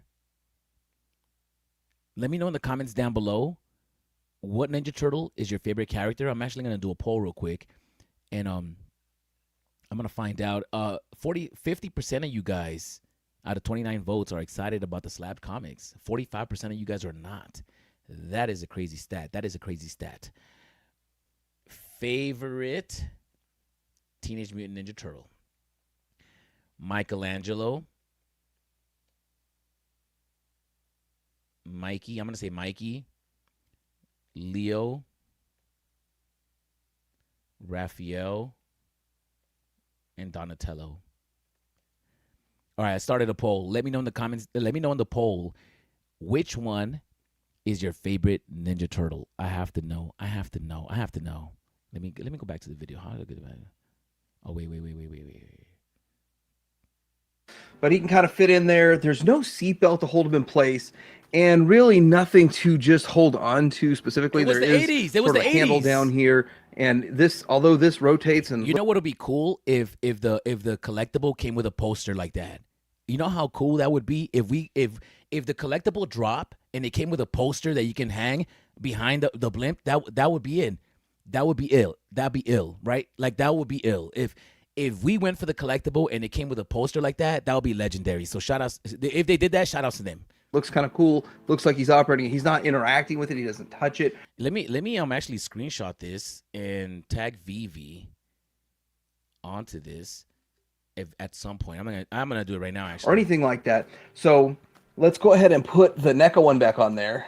And here is the NECA one. And the reason I'm pointing this out about NECA, which I did have him on here, I kind of put him up on a standing because I don't want to move the legs too much to make him sit and all that kind of stuff. But he does kind of fit. He's standing. It looks okay. It looks fine. It looks great for display if that's what you want to do. But I don't really know if we'd get a blimp. No, that's fine. That's fine. Let's fast forward a little Straps bit. that plug in right between the vintage. Yeah, we got and this. This is the gonna be legendary, man. That's gonna be legendary. I mean, this was like, oh, here, let's watch the commercial. What is that? Come on, guys. Welcome aboard the Turtle Blimp. Does this thing actually work? Just watch. It's the Turtle's gigantic Yo. aircraft, the Turtle Blimp. Yeah, we need this. We need this. Wacky bombs with trigger release. And of course, with the detachable turtle glider, the boys can drop in anytime for pizza or punch. Wow. All right. Let's get back into it. Because we're not done. This is like a little bit past halfway. Oh, we're getting a Master Splinter. Oh, they're giving us the sneak peek, y'all. Get ready. We're getting Master Splinter. Are we gonna get Jason? I mean, not Jason. What's that? Well, don't tell me though. He has a Jason mask. What's his name? Casey Jones or something like that. Was it Casey Jones?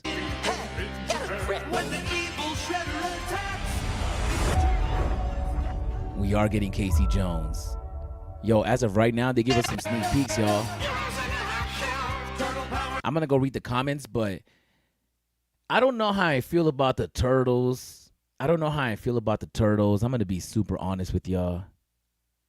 I don't know how I feel.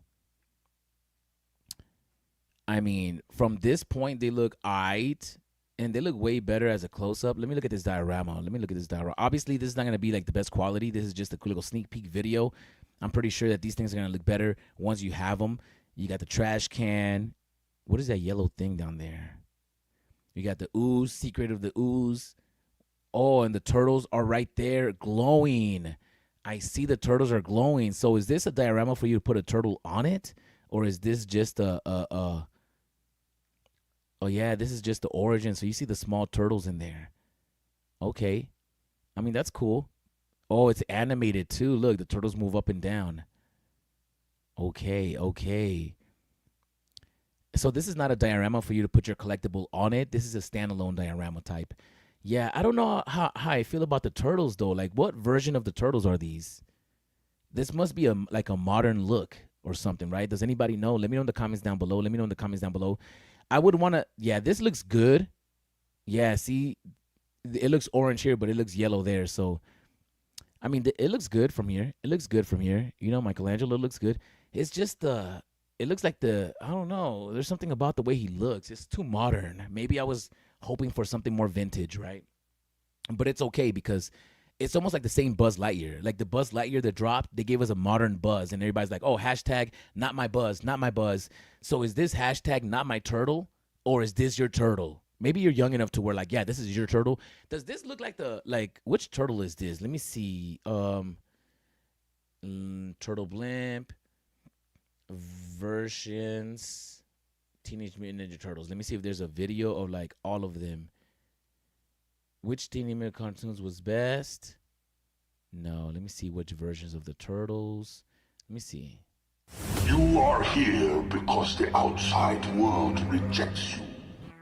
I don't got All right, commercials. listen, we're going to keep this intro short. In this video, we're going to go ahead and take a look at all the major versions of the Ninja Turtles that have ever come out, of the movies, the television shows, and the comics. So basically over the whole landscape, at least how we see it here, these are the ones we think that you should know about that'll give you a good understanding of everything Turtles. Now, there's a lot to cover, so we're not going to dive in too deep, just brief explanations of each one. Keep it as super clear as possible. That way, no matter if you're a beginner Turtles fan or a Super Turtles fan, you'll know exactly what we're talking about. And you'll know a little more about all the different versions of the Turtles that you see floating around on the internet. I just think it's some great stuff to know as a Turtle fan. Hopefully this video can do that for you. And for me personally, I just like stepping back and looking at these Turtles. Go check out my playlist section here on the channel. We're going to again, the Mariah White comics, the ones that Kevin Eastman and Peter Laird, the first run of these comics, do their own thing with the Turtles. Fast forward it and see if we could find like the type of turtles we have. So no. I wonder if they're like from a specific show, a specific comic. Obviously, these comics, the 90s, this is the dope versions. I like those. I like these right here. I don't know how I would like that as a collectible though. Archie's Turtles. Look at the Archie Turtles. Those are cool too. You know, those are too cartoony, but still look cool. Let me see the 90s. Let me see the movies. I wish it would look more like this.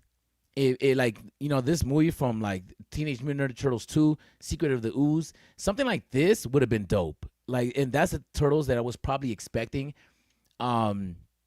What Turtles were you expecting when they announced the Ninja Turtles last week?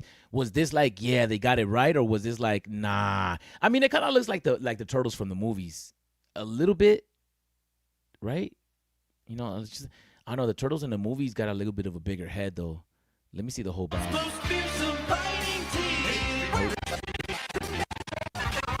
Yeah, nah, this ain't from the movies.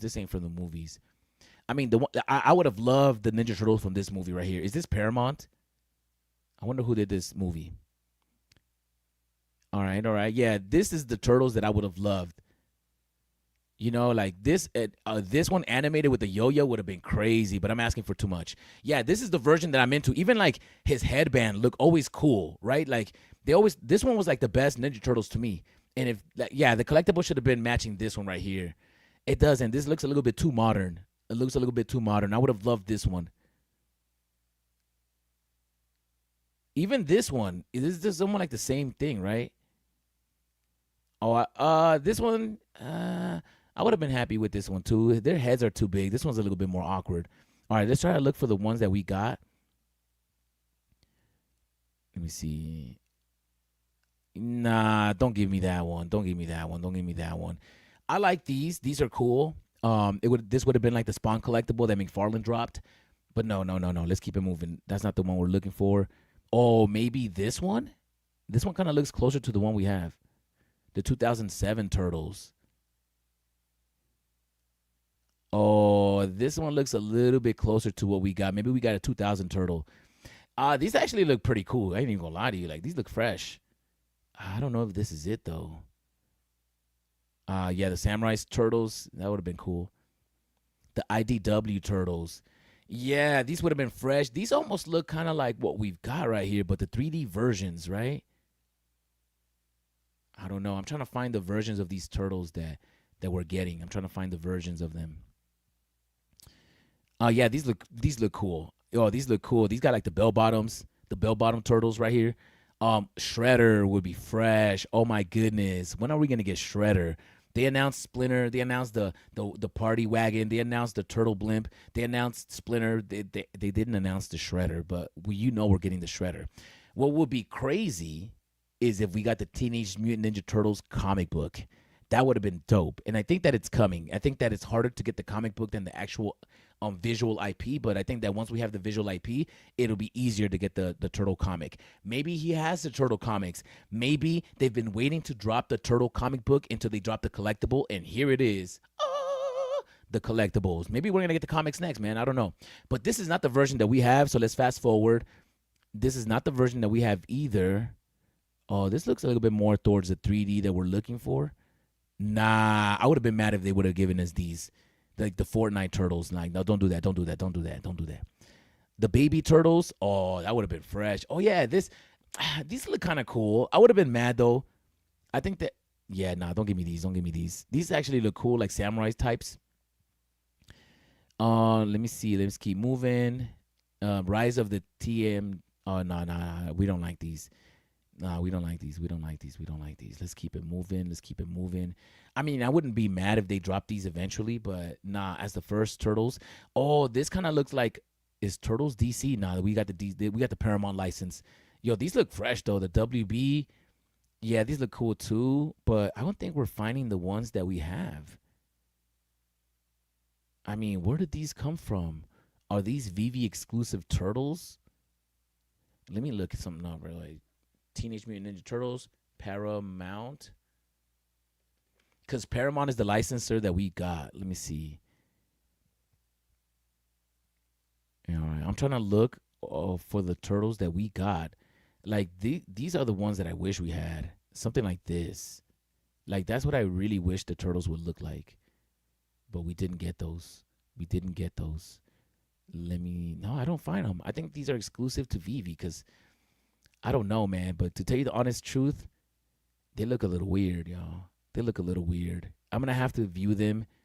I'm gonna have to view them in the app in 3D to really get my final decision.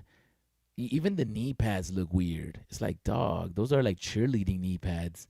The Ninja Turtles, they had other types of knee pads, right? What kind of knee pads did they wear? They definitely didn't have those are like let me see some of these knee pads real quick.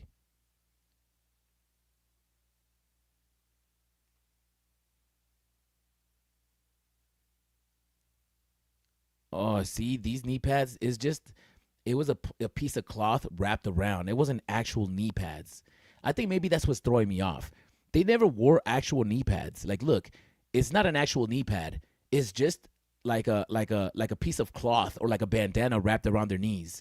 That's what I always thought it was. Like when I was a kid and I always tried to be a Ninja Turtle, I would wrap like a bandana around my knees and my elbows and be like, yeah, it wasn't an actual knee pad, right? Let me keep looking though. I could be wrong. Yeah, these are not knee pads right here. These are not knee pads. These kind of resemble knee pads. I'm not gonna lie, those actually look like knee pads. They're not knee pads though. Knee pads are a little, Oh yeah, they do have knee pads. Oh, well, let me see this right here. Oh yeah, those shits are big, bro. Like, never mind, those are knee pads, bro. What are those? Oh my goodness, bro. Like, oh yeah, those are knee pads for sure. Okay, fine. They just look weird to me. They look weird. They look weird. They look weird. The shell looks a little weird too. Maybe they look good. What do y'all think? Do y'all think that look good? Let me see. I gotta see the weapons too. I wonder if they're gonna be animated. Right? I wonder if they're gonna be animated. Let me look at some of the comments. We got 44 comments on this. Let's go and read the comments. And let me go find out. Can't wait to interview the world's biggest. Randy Chavez promoting his interview on the comment section is awesome. It is awesome, and it's cowabunga, dude. At 3 p.m. Eastern time to tell her all about it. Michael Ivy. Actually, no. I know some official Ninja Turtle fans that you should interview. Definitely. Comics and Crypto, let's go. I think that a lot of people are, for the most part, happy with this. I wonder if anybody's going to complain. Let's go. Slider, California Comics, Turtle Power. My VeVe wish is complete. Thank you. Mine is almost complete. You know what collectible I do want is the Terminator.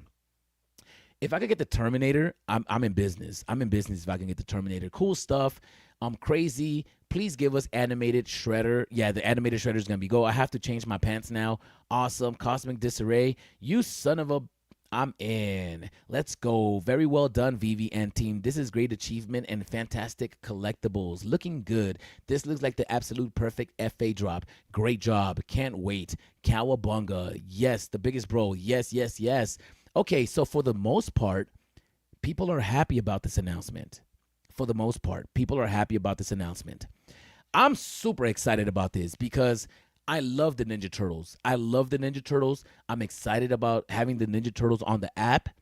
And what better way to do so by dropping, one, all 4 characters. Now, the question is, if we look at this, let me look at this real quick. Something that I've noticed includes a theme song, November 2025. Wait, so that's dropping first? That needs to drop at the same time as the collectibles, right?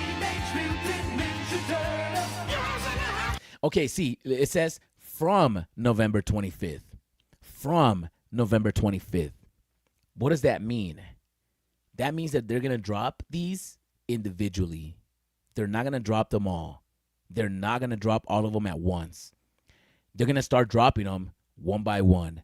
And you know what would be crazy?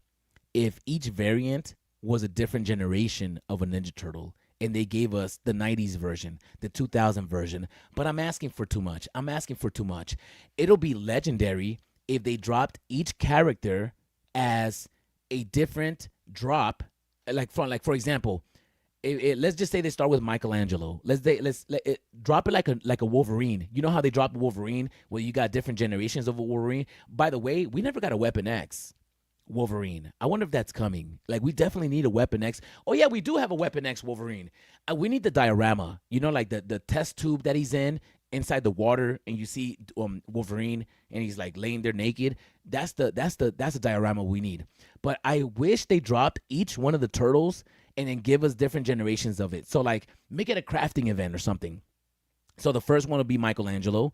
Or actually, we'll drop the worst one first, which is Leonardo. I'm sorry, that's the worst one. I'm sorry. Actually, Raphael. Nah, I like Raphael more than Leonardo. Sorry, Leonardo. He's the worst one. So we'll drop Leonardo first, but then we'll drop Leonardo 90s version, Leonardo 2000, the Samurai Leonardo. Because, I mean, how many different variants of Leonardo are there? Like, let me see. Every version of the Ninja Turtles? No. Let me, what should I check? Versions of Michelangelo. Let me see if this pops up real quick. Oh yeah, see, something like this. Where's the audio though? Oh. The one where the storyline would have. Look at that. Look at how many. Did you know? Come Did on. you know that Michelangelo is actually the most talented out of all 4 Ninja Turtles? I'm trying to tell you. Michelangelo is the best one. Did you know there's concept art of the Ninja Turtles for the canceled 4th live action movie from the 90s? The one where the storyline would have had the Turtles' mutation keep changing them as they got older. This one here is of Michelangelo. You can see here that they had a more. Yeah, if you give us a Michelangelo, you know how they're wearing like plain clothes when they go out in public, they got a hoodie. Give us a Michelangelo wearing a hoodie like he's trying to cover himself up. Wearing clothes, as his new mutation would have given him the ability to project a human appearance onto his turtle feet. Oh, that would have been fresh right there. Let me see. Michelangelo rank more. Let me see this. Party dude, basically the heart of the Teenage Mutant Ninja Turtle. Even a version like that would have been fresh. Like, to make that the ultra rare, you know, like give us different variants of the turtles, because I think they're gonna drop one at a time. So, I mean, they're gonna drag it. I hope they're gonna drag it on too long and they drop one like every 3 months. That'll be trash. I hope it's like back to back. Make it a month. Make it to where like, yo, every week we're dropping a different turtle every Sunday. So like this Sunday Michelangelo, next Sunday Raphael, next Sunday Leonardo, and then Donatello, right? I mean, how would you guys want this drop to go down? Would you guys want, and you know what it'll be, I don't know. You know what they're going to do, though. They're going to give us a collectible, and then they're going to give us different poses, and they're going to make 3 of them or 5 of them. I hope they don't do 5. I hope they do 3. Give us an animated version, right? Give us an animated version and give us 2 static. I mean, you know, how it should be for the static versions is like, give us 1 collectible, make it static, and every time we press it, it changes poses. Just give us 1 collectible instead of giving us 5 collectibles. Like, you know, something like that. You know there's going to be a chaser, maybe one without knee pads. Maybe there's going to be a chaser holding out the weapon, something like that. This makes me want to go grab a partner. This confirms VeVe's here to stay. Stan, I'm very bullish. I think from November 25th just indicates there will be future drops. You know what? I don't want to agree with you because if you look at this one, it says November 25th, and this one says from November 25th, which means that this is going to be multiple drops. The Four Brothers is going to be multiple drops because this one says coming 2026 and coming 2026. So I think that they're not gonna give us all the brothers in one. If you really think about it, and if I was VeVe, I would drag this on forever. I would drop one, I would wait a month, drop another one, and I would try to drag this on. If they gave it to us all in one drop, I would be very, very surprised. Wait, am I not on the screen? Where am I? Can you guys hear me? Oh yeah, you guys can't hear me. You just can't see me. Oh yeah, the Teenage Mutant Ninja Turtles going through a punk phase. Give me that. That's right. We do got the turtles in a punk phase. Let's go and take a look at those real quick. There's many different incarnations from the 1987 Ninja Turtle show. ID. Something like this, right? Oh yeah, bro, give us these right here. Make that a variant. Make that a secret rare. Come on, right? That would be fresh. Give us the Ninja Turtles in punk. That'll be fresh. Yo, come on, bro. Like, come on. You know that's no. Come on. Give us this. You know how much fun that would be to have this collectible. What's going on over here? No, get it out. How fun it would be to get this collectible. Yo, give us this one right here. Yo, this one got a boombox. Yeah, I better stop. I'm not gonna let that play though. This boy was diagnosed with severe. Pick one out, too. Even give us the anime Ninja Turtles, right? Like, let me see anime. Give us the anime versions. Where's it at? If they were to animate all four. What? Imagine you had all four Ninja Turtles in your vault, and then they all start dancing together. That is gonna be legendary. Yo, it's the Green Machine, gonna rock the town without being seen. Have you ever seen a turtle get down? Yo, boys breakdancing. Okay. Yo, we need the Foot Clan. There's no way they're gonna give us a Ninja Turtles without the Foot Clan. Y'all need to stop playing. Yo, for real. And that should be a drop where you can just go for a bunch of them. Yo, come on, man. Come on. Wait. Oh, I was about to say, I paid for YouTube. This should not be a commercial.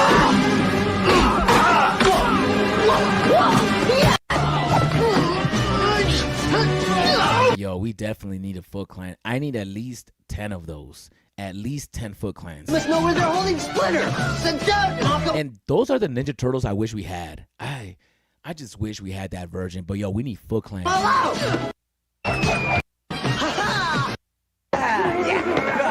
See, I need a Foot Clan member with a sword. I need a Foot Clan member with a crowbar. I need a Foot Clan member with a chainsaw. I need like every single Foot Clan member imaginable. Didn't know that was a thing. I'm in. Ha ha ha. Yeah, man. I don't know, man. Oh yeah, we need that guy too. You can't have. Let me look at all the Teenage Mutant Ninja Turtles bad guys. Villains. I think that's how you spell villains. Top 10. Oh, come on. The Turtles are returning to the big screen in TMNT Mutant Mayhem, but we want to give the Turtle enemy let's go with some of these villains. Oh, come on. Some spotlight because they're awesome and underappreciated. So let's do this thing. Let's go. Never know wanna be gangster trying to play hard. What's up, my comic comrades? The new TMNT movie looks absolutely incredible, and since we're massive Turtle fans here on Team Variant, what better way to mark the occasion than with a breakdown of what we think are the 10 best TMNT villains that are not Shredder. That's correct, we're leaving. Yo, because we already know Shredder, bro. Like, Shredder is going to be fresh. When we get Shredder, it's going to be on and popping. Like, I am super excited. To get Shredder, like for sure.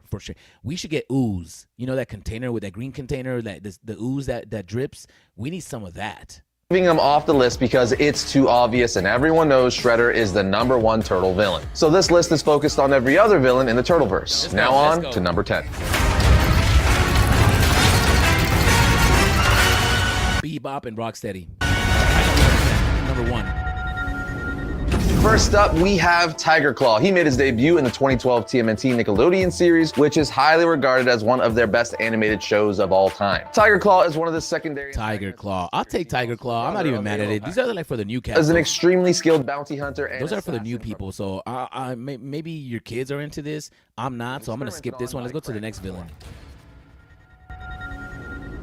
Next on our list is Rat King. There's been many different interpretations of him over the years, but the one I'm most familiar with and dig is the one from the 87 iconic TMNT series. Rat King was only a small character in the Mirage TMNT comic books, but he was a reoccurring character in the 87 animated series. Yo, Rat King. Stop. Let me see. Rat King. Is there any clips of him? Oh, there is. Okay, let me see. The original Rat King stood out as an enigmatic and supernatural figure. He was depicted as a deity who oversaw the lives of rats. However, he was expelled from his pantheon, lost his powers, and was ultimately defeated by the Ninja Turtles. Though the initial character was mysterious enough, his subsequent adaptations into toys, video games, cartoons, comics, and comic strips... Yo, that video game, the Teenage Mutant Ninja Turtles video game, is one of my favorites. Like, hands down. I can't believe this is happening. I can't believe it. I need to go on the VeVeverse and start building again. That's where I'm at, for real. Being only one of a handful of characters from the original TMNT comics to transition over into the Turtles' first animated series. In the 87 series, Rat King was a homeless guy who lived in the New York City sewers, not too far from the Turtles and Master Splinter. In the episodes he was featured in, Rat King... Number 8, y'all. Number 8. Let me see. I had to fast forward. Next, we have Alopex, first appearing in Raphael issue 1. She is the brother of Tiger Claw. She was first introduced in the comics, but complex turtle villains today. Here's the question: what do Tony Stark, Reed Richards, and King T'Challa have in common? Their answer brilliantly. Learn more about without scheme analysis. Offer subscription.org/variant. Number 7. At lucky number 7, we have Hun, who is the leader of the Purple Dragon Gang and a super enforcer that works as one of Shredder's henchmen. The Purple Dragon Gang is one of the most prolific gangs in the TMNT universe. As for Hun, his criminal career started when he was a young kid. All right, we're gonna skip to the next one, y'all. Toka. Next up, we have Toka and Razar. They made their debut in Teenage Mutant Ninja Turtles: Secret of the Ooze. For the few of you who have not seen... Yo, okay, now we're getting spicy. Y'all remember these guys. We need these guys. Like, for real. They made their debut in Teenage Mutant Ninja Turtles: Secret of the Ooze. For the few of you who have not seen this film, they came into existence when Shredder forced a TGRI scientist, Jordan Perry, to use the same ooze that turned the turtles into... Especially that turtle. That turtle right there looks crazy. That vulture, whatever that thing is on the left, I need that one. To mutants on a wolf and a snapping turtle, giving us what I think are the best villains in the live action franchise. And the fact that they were babies made it that much better because they weren't smart at all. They were just incredibly strong, looking at Shredder as their mama. After their debut in Secret of the Ooze, they would make their way into the 7th season of the 87 Turtles animated series. The point is, they're awesome and have become a mainstay on the Turtle villain roster. Nice. At number 5, we have Karai. To put it simply, she's the granddaughter of Shredder and also the second highest ranking member of the freaking Foot Clan. In the comics, she started as a simple member of the Foot Clan, just being a foot soldier. But being the granddaughter of Shredder, she was very gifted and quickly became one of the highest ranking members. Is my audio okay? Let me know in the comments that, that should be okay. Of the clan, eventually leading the New York branch. Sometimes my audio, sometimes YouTube kicks me out for playing other videos. Of the character, she has a rivalry with TMNT leader as even almost all of... Number 4. Who's number 4? Just missing the top 3, we have the Foot Clan. This shouldn't be a surprise to anyone, as the Foot Clan is... We need the Foot Clan. Like, that is legendary. If we're gonna get the Ninja Turtles, we need a bunch of Foot Clan members. And y'all gotta give us the Foot Clan like at 10 gems and let us just mint. People are gonna go crazy, especially, I think, are people gonna start... Have you guys been looking for mint numbers in the marketplace ever since the grading comics has come out? Let me know, man. Let me know. But yeah, we need Foot Clan members, like, for sure. And we need a bunch of them. Is the ninja organization that is led by the #1 TMNT villain, Shredder. Wherever Shredder is, the Foot Clan is right next to him in droves. They're his loyal ninja assassin army who have been portrayed several different ways over the years in the countless interpretations of TMNT comics, shows, and movies. They're one of the most consistent villains in the TMNT universe. Ever since the beginning, they've always been around, like, especially this Foot Clan. We need to get these with the red bandana looking like these. everything that we get, I want it to be based off the Secret of the Ooze, just because that was the most impactful for me. Even though the first one was good too, like the second one was just too dope. Is this the first or second? It doesn't matter, right? But this Foot Clan right here is the version that we want. They're basically the stormtroopers of TMNT. An interesting thing about the Foot Clan is that they were originally just a parody of the Hand, the ninja enemies of Daredevil. The Foot is all about counterfeiting, murder, assassination, computer hacking, terrorism, and basically anything bad a person can do, which is why they make for the perfect army for Shredder. All right, who's number 3? Oh, that was 4? Okay. Now you knew this pair had to be on here somewhere, Rocksteady, and that Bebop. of course is Bebop and Rocksteady. The Let's two mutant go. enforcers of Shredder and Krang. When you think of turtle villains, they're one of the first ones to come to mind. Yeah. Bebop and Rocksteady were originally humans that were just your run-of-the-mill thugs, until Shredder recruited them as his henchmen, at which point he was like, yeah, I'm gonna test a mutant serum on you, whether you like it or not, and let's hope it works. So to make them extremely powerful, Shredder took a rhino and a wild boar from a zoo and mixed their genes with Rocksteady and Bebop's. They mutated and became pretty. Yo, yeah, this collectible right here is gonna be dope. We need this collectible.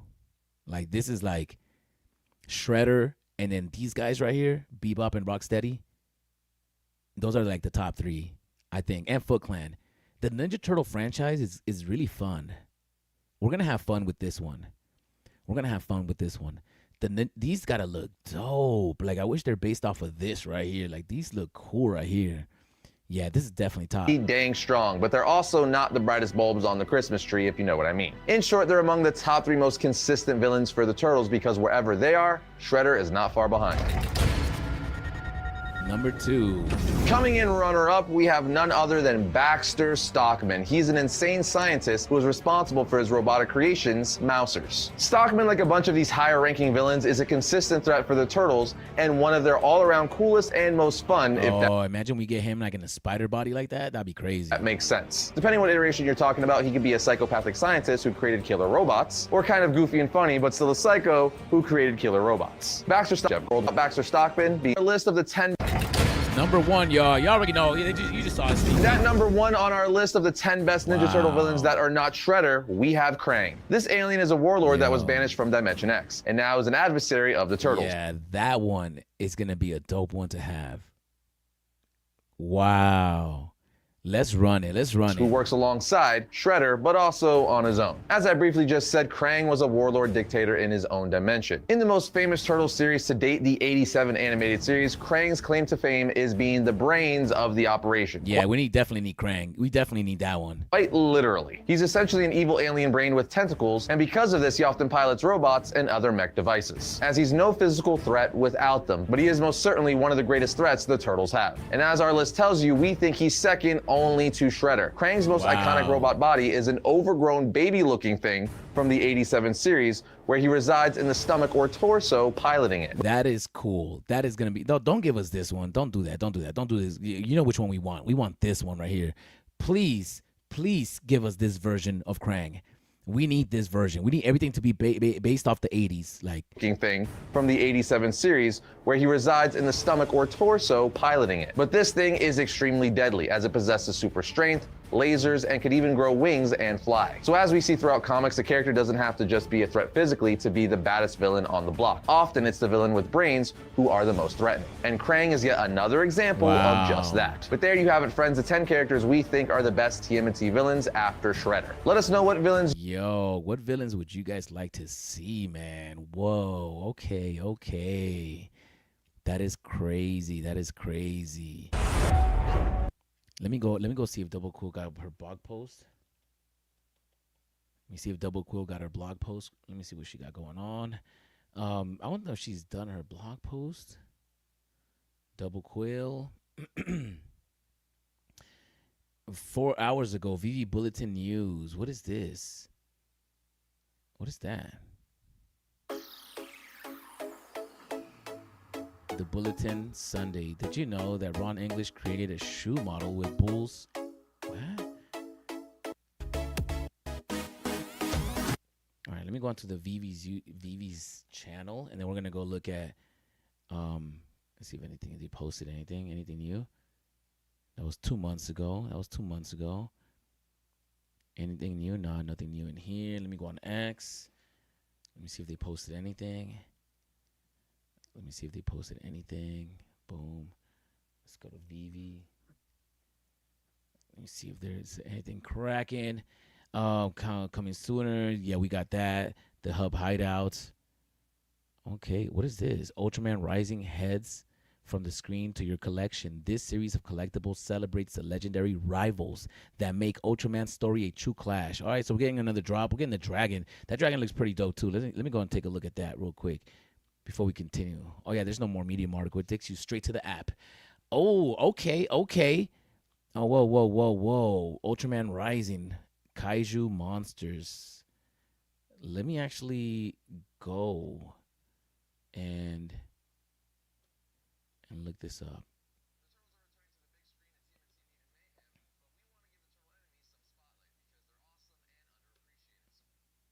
All right, let me see. Emmy's first run, Ultraman Rising. Is this one of the dragons? Elbows up. Uh-huh. Get ready. Okay. No, that's Emmy. Who's Emmy? I'm trying to find these dragons. Ultraman Rising. And this is what we're looking for, right? Ultraman Rising. Let me look at Kaiju monsters. I can't find anything on this. That's not it, right? All right, let me go back. Let me go back. And this one right here. Bemular. Ultraman Rising. Let me look that up. Bemular.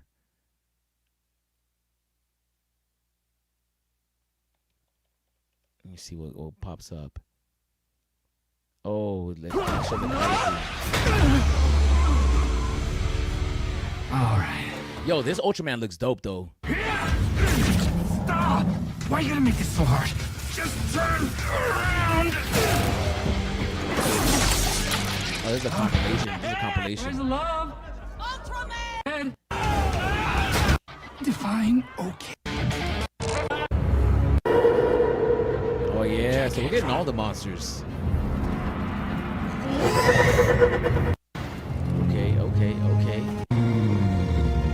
Okay. These actually look pretty dope. Now. Let me look. Bemular. You got this one right here. That's the one we just saw. Gigantron. How do you pronounce that? And you got this one right here. Naranga. That is crazy. Now that I'm in here, let me go to the marketplace, man. Let me look at some of these collectibles.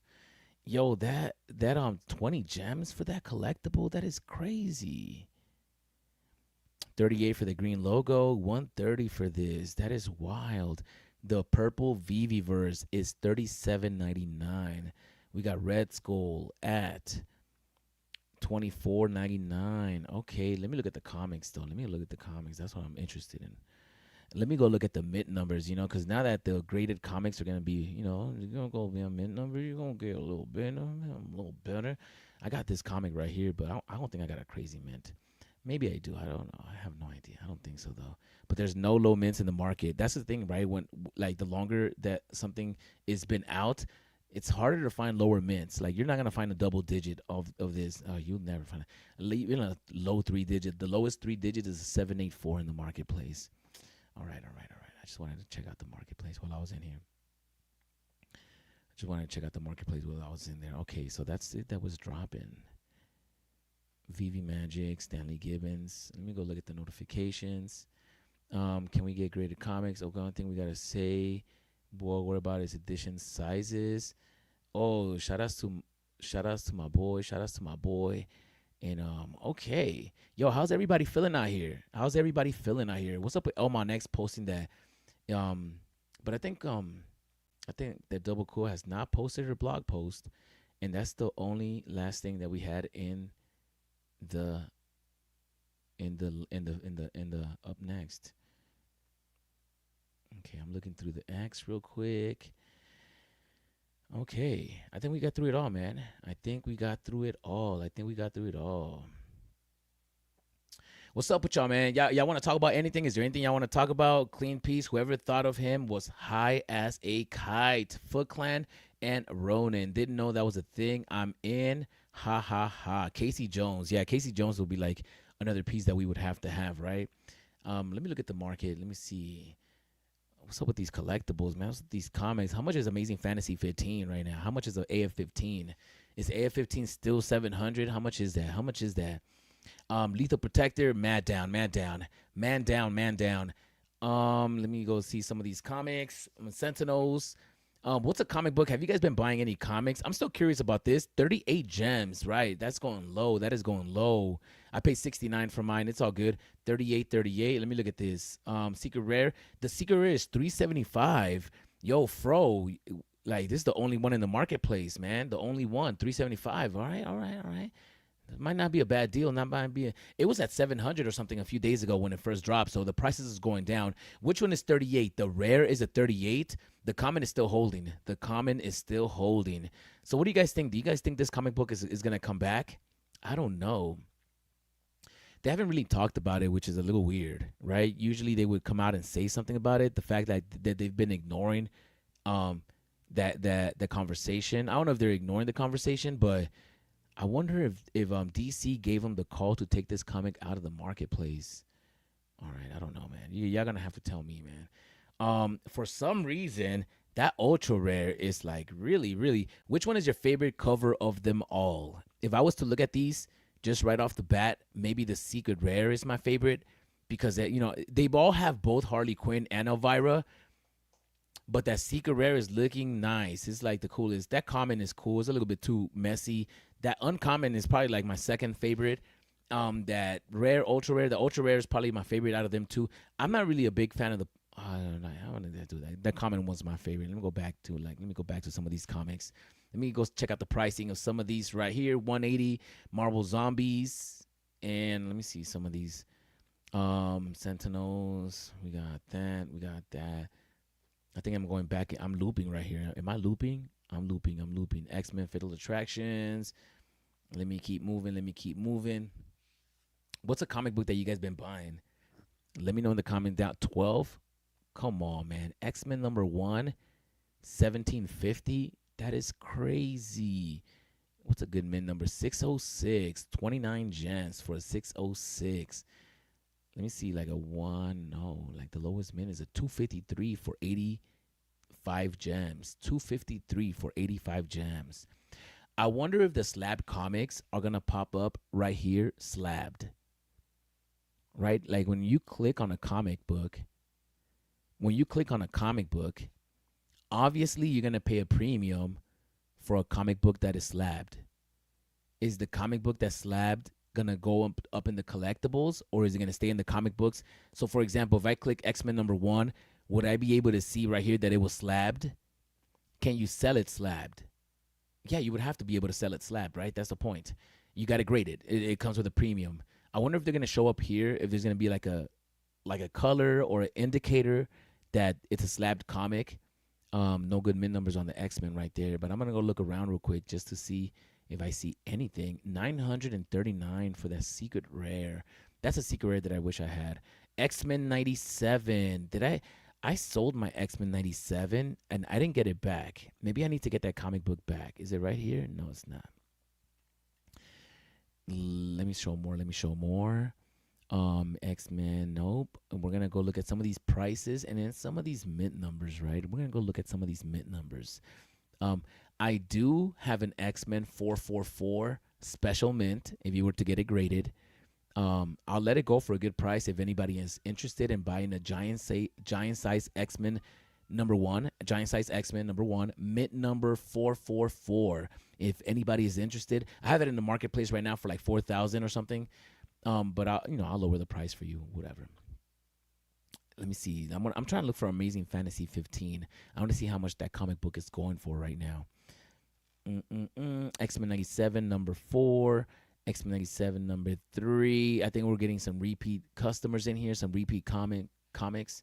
Oh, Lethal Protector. I almost feel like buying. I got 4 of these. What's the lowest mint number in the market? 118. Do I have a mint lower than that? No. Like a double digit would be amazing. If I can have a double digit Lethal Protector, that would be amazing. If anybody watching this, if you have a Lethal Protector, a 2-digit that you're willing to sell, let me know. Because I think that I mean, I will pay a premium for it. I'm not gonna lie to you. I will pay a premium for it. You know, I do have a number in mind of how much I'll be willing to pay for a 2-digit lethal protector. I would. If anybody has a double digit. If anybody has a double digit, that'll be amazing. All right, let me go and take a look at some other comic books that I think that I personally would like to have a low digit. Oh, Amazing Fantasy 15. There he goes. How much is that? 120. 120. Okay. Let me where the 3 digits are at. Let me the 275. There's a 3-digit that's lower than that, right? No. Oh yeah, 275 for a 582. A 276 for 1300. Okay. And that would be a high grade slab comic, a 276, because don't they start at like 186 or something? So yeah, man, that'll be a crazy number. 252. The rest are in Omi. Look at who's the Damn Sun Blue listing all of these in Omi. I see you out here, man. Everybody here, all the Omi homies are like listing all the AF-15s on Omi. Okay, I see you. Yo, let me ask you guys a question. Have you guys seen anything? Do you guys buy collectibles with Omi or comics? And if so, did you see something that was only an Omi, but it was a mint number that you wanted? So then you went off and bought Omi to go into Stacker, and you had to do it. Like, were you forced to buy it like that? I wish there was a way to like do it directly, because I got to go to Stacker, and like if I want to like purchase this, imagine people that snipe. You might need to have Stacker and the VeVe app open at the same time. You could be sniping on both platforms. Amazing Fantasy 15. Oh, man, I can't believe it. 120. That's crazy. How much was that when it first dropped? Like 7 something? That's wild. That's wild. How much is that Secret Rare? 5,000. 5,400. Okay. Oh, look at G-Money flexing. G-Money's flexing with that Secret Rare. Who else is in here? Mr. Squibs. Okay. G-Money, Governor, Mizzy 21. You guys are flexing on us. You guys are flexing on us. All right, let me go look at the giant size X-Men. That's the one I'm really looking for. Yo, how's everybody feeling out there, man? I appreciate everybody for joining us. I am just looking through the marketplace right now. I'm looking through the marketplace. I'm trying to see if there's any good mint numbers. I think that people, you know, ever since the announcement, people have been looking for mint numbers. And what you're probably thinking, nah, there's no mint numbers available. But people are selling also because of the news. So I am pretty sure some people are like, you know what? I got some good mints. Let me try to flip these. And flipping, they have. I messed up because I've sold some good mint numbers in the past. And now I wish I wouldn't have done it. Like this right here would be a good slab. I don't even own one of these. I am so trash. Let me see, 390. Okay. All right, well that looks good. That looks good. I wish you're able to you know how you save favorites. I wish you were able to save favorites on comics, but I don't think you could do that. All right, guys. Yo, how's everybody feeling out here? I buy with Omi more than gems. If we're mint hunting, I'm looking for red metallics 434s. Biggest problem is that most stuff I see that I want is only listed in gems. That's why the new feature to hit people up in a chat is cool. Was able to get someone to list on Stacker like that. Yo, have you guys used the messaging system on the app? Let me know in the comments down below if you guys have used the messaging system on the app. I need to know, man. I need to know. What's this? Inform men doing stand-up. Appointment. So many commons, I tried stacking them. Now I live in a tower of disappointment. It's sturdy, but man, it hurts. So many commons. No, you guys, he used AI. I think he used AI for that. Suye Sundays just leveled up. Join the London Police full squad for Web3 deep dives, Planet Bitcoin Alpha, VeVe, Motomichi drops, and epic giveaways at our. Oh, when is this? Who's rolling? Tag your RSVP. When is this? Suye Sundays. Oh, that's today. Great to have you with us. It already happened. What is this? Let me go and look real quick. Hopefully I don't get. Suye Sundays, Web3 Art, Sunday, October 26th. That's next week. We're going to register. Your name, Kid Arcade. VeVe Arcade. So I just registered, yo, because I got to register, man. I got to go see what they're all about. So I am in. I have to. I wonder what they're going to talk about. I'm definitely gonna go because you never know. They might do a giveaway that day too. So shout outs to them. Shout outs to them. Let me see what else is happening. We got VeVe Magic. The only appropriate place to take VeVe Magic on her AR birthday. Serendipitous that I have this day booked for quite some time. I haven't had time to read my many messages yet, but thank you so much for everyone, for all the love you show me every day. I'm so grateful for this fam. That's right. That's right. Oh, shit. What's going on? Oh, what is this right here? The Goons Club. Yeah, I want one of these. These actually look pretty cool. Somebody wanted me to show off my NFT collection, and I might will. Who is this, Clarissa? That's Bambi. Damn, who's Bambi? Damn, she bad. All right. She knows her. They're homegirls. They're homegirls. All right, we can't be thirsty out here.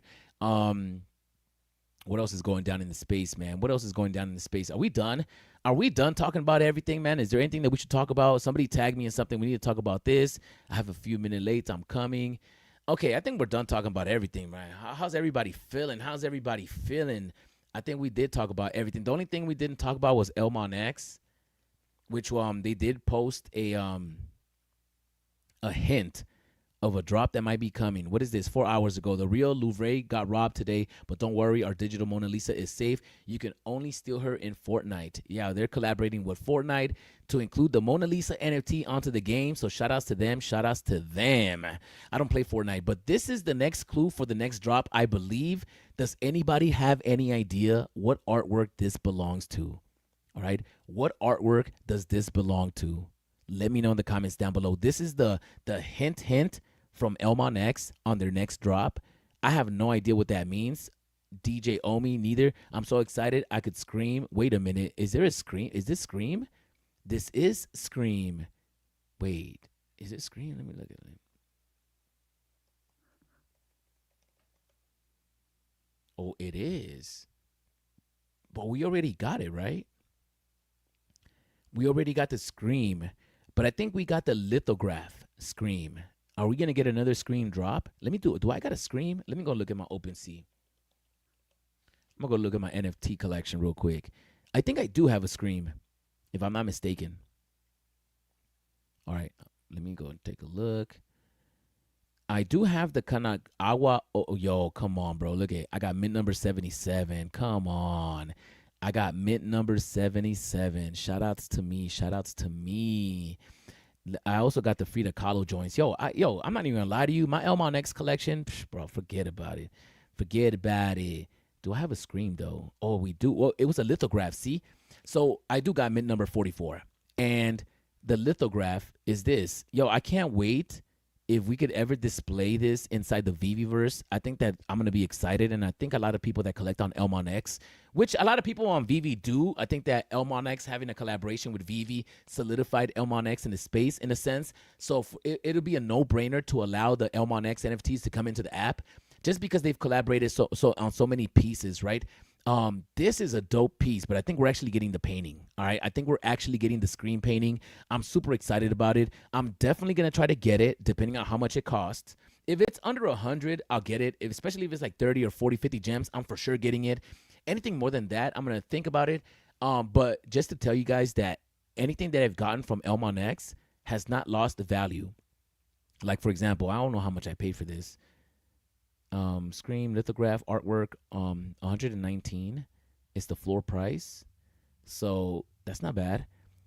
43 technically is the top offer, so that's how much I could get right now if I accepted the offer. So $43. I think I might have paid less than that for this piece. I think I paid like $30. I forgot how much that piece was, but yeah, it is the Scream painting, and we might actually get the painting. We might actually get it, and that's it. That's it. So here's your clue. I wonder when it's dropping. It's gonna definitely drop, and I'm excited for this one. So shout outs to Elmon X for this. We're getting the screen painting. They're doing so much good stuff. You know what's another reason why I love Elmon X NFTs so much? It's because they don't come with the burden of having to be animated or gamified or anything like that. Like, people don't sit here and say, oh, that's a screen painting. Oh, does it do anything in the video game? Like, nah, people don't say that shit. People only say that with like Spider-Man. It's like, what, is it gamified? Can I use it as a skin? People don't say that when they hear Mona Lisa. It's like, can I use it as a skin? Nah, the Mona Lisa is just, it is what it is. and people don't expect anything much more from it. And I think that not having that burden gives it more value, right? Because now people are not expecting, it's just the artwork, it's just the piece, right? So shout outs to them. Shout outs to them. All right, let me see what else is going down over here. We did talk about Elmon X, and I want to learn a little bit more about Banker. I see everybody posting about Banker. Yo, what's up with the 1 of 1? Who got the 1 of 1, and how much is it going for? I think I did see somebody posting about it.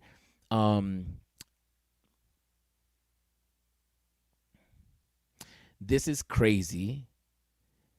David, you and Dan just pressed the buy button for my Amazing Fantasy 15 Secret Rare comic today.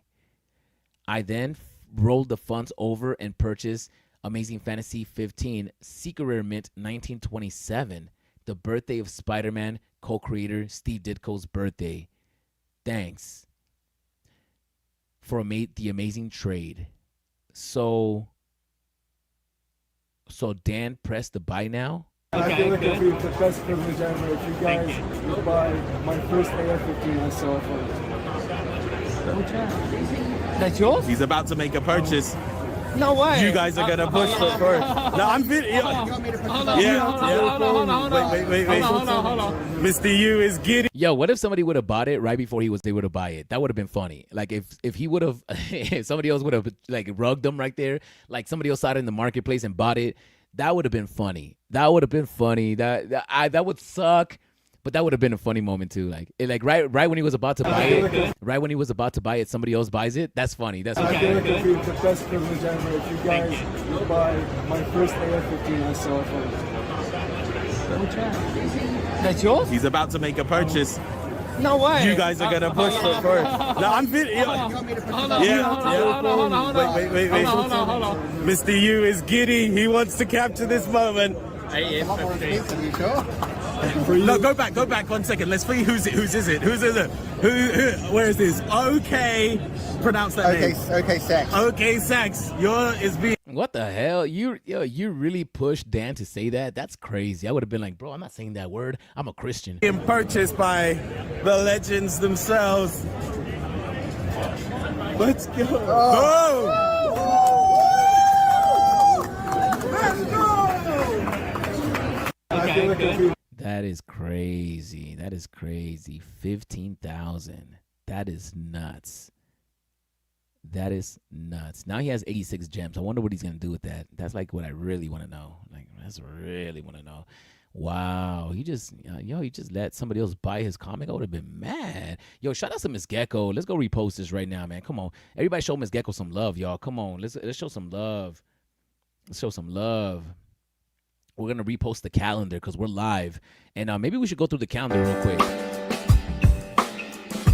Saturday, October 18th, Gecko's Community Calendar, y'all. Sponsored by, I don't know what that logo is, but Pass the Ducci at 7 a.m. Eastern Time. So we're going to go up and move up. Oh, right now at 12. Oh, let's go to 3 p.m. From Toontown to Tokyo, VeVe Magic and Emoji are going to be live. The Collectors Hub Mains and J East at 8 p.m. UTC, 4 p.m. Eastern, 1 p.m. PST. So they're going to go live in about a few minutes, actually.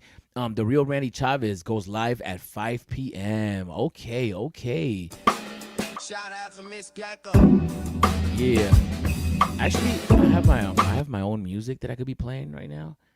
Yeah, I used AI to create some VeVe music for me. Let me see. Is it in here? I know it's in here somewhere.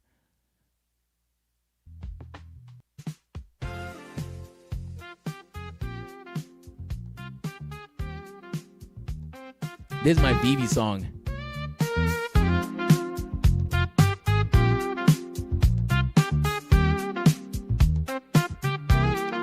Is it real or an illusion? Waiting for years. I see the confusion. Some people left. Goodbye now, bye. Some people stay. Goodbye now, bye. Is it real or just an illusion? Waiting for years. All right, that's all I have for you. Yo, shout out to Ms. Gecko, man. Let's go back. How do I escape this? Oh, there it is. Okay, let's keep moving. Let's keep moving. VeVe Toontown. What is this? Is this like a trailer for their From Toontown to Tokyo Demon Slayer? Okay, so this is a show they got going on. Okay, I see. I see. Let me see what else is going down. Some big brains explain. Some big brains need to explain this to me. Omi is low. Lower. The lowest again, dead according to some. And yet, the token is being utilized to buy more and more VeVe Deco. Could it be what many wish for, that there's an established Omi and VeVe community? New day high. Yeah, I have no idea how this works. I mean, if you guys are burning a bunch of Omi, then you guys are burning a bunch of Omi. Oh, this is Randy Chavez interviewing the Teenage Mutant Ninja Turtles lady. Look at her, yo. She is. I gotta listen to this. I gotta drop in. How do I do this? Night. So I could say that the books that I'm getting ready to publish. Does she care about digital collecting? That's like, we gotta get down to the nitty gritty. Things that's gonna have a 30 book at least publication thing. Why is my boy like chewing on the screen like that? It was him that inspired me that I could still do stuff. And it was just pulling me. She is like legit. She's not the biggest though, bro. I know the biggest Teenage Mutant. What's her name? Cowabunga Corn? What is that? Cowabunga, what's her name? I don't know. But man, she's all about it. Like, she is for real, for real. Look at her. Shout outs to them, Shout outs to them. All right, Grandison is mad excited about that. Let me go and find out what else is there to talk to. What else is there to talk about? We're going through this. We're going through the feed right now. Yeah, people are excited about the Ninja Turtles right now. People are really excited about the Ninja Turtles right now. What else is going down? What else is going down in the space? What is this? Did you know the digital 2-penny blue that was dropped on VeVe today represented an early 1840s printing from Plate 1, one of the rarest and most valuable versions, being canceled by a Maltese cross also adds value to the physical stamp. Okay, so we do got the one with the Maltese cross. Okay. We're going to go and take a look at what else is going down in the space, man. I think we're done. I went through everything. Is there anything that you guys want to talk about, bro? Please let me know. Let me go back to home. Let me see. Throwback of breaking world records while buying Omi on base. On base. Yo, what's that lady doing? Yeah, she crazy, bro. That lady is crazy doing out here crazy things. All right. Oh, yeah, this guy, we saw him buy. All right, I think that's it, man. Yo, guys, I appreciate everybody for joining us, man. I think it's time for us to get out of here, man. I appreciate everybody for joining us. Thank you. There's just so many places that you guys could have been, but you're here with us. I appreciate you. Reminds me of the Portal songs. Dude, I will buy all the Demon Slayers. That's right. Elmon X Fortnite collab is pretty epic. When VeVe. I don't know when VeVe's going to have a collab like that. Yeah, man. I think that we're done talking about everything. I'm trying to think. I feel like, oh, yeah, the double quill. We never got through the double quill. But we're not going to get through the double quill because she hasn't posted her blog article. And I thought VeVe was gonna give us another oh yeah, this is a dope piece right here. I thought VeVe was gonna give us another video today, but apparently not. Oh, the Mona Lisa. I got a Mona Lisa. Yo, do you got a Mona Lisa? That's the question. Do you have a Mona Lisa? Right now, the top offer is $597, so we can cash out right now for $597 on this Mona Lisa. The Mona Lisa has definitely held her value. Like, for real, if there was ever a situation where we can bring in Elmon X NFTs into the VeVe platform or into the VeVeverse, it's over because the Mona Lisa is a bigger grail than the partner statue. I'm sorry. The Mona Lisa is a much bigger collectible than the partner statue. It is what it is. I'm sorry to break it to you, but that's just the facts. All right, look at how beautiful this piece looks. I mean, you can't get any better than this. High quality. And yeah, man, I can't wait until you're able to bring in those into like the VeVe ecosystem and stuff. And yeah, man, I think that's it, man. Yo, guys, if you guys are gonna be in DCon in Las Vegas, we're gonna have an event. I'm gonna start minting some stuff. I got some time today. I gotta go have lunch. I'm gonna go have lunch. I'm gonna go do my thing. And I hope everybody has a beautiful Sunday, man. I hope everybody has a beautiful Sunday. I'm gonna exit out of here with one song. All right, so just give me a second. Let me play a song for you guys. And you know what song it's gonna be, man. You know what song it's gonna be. All right, so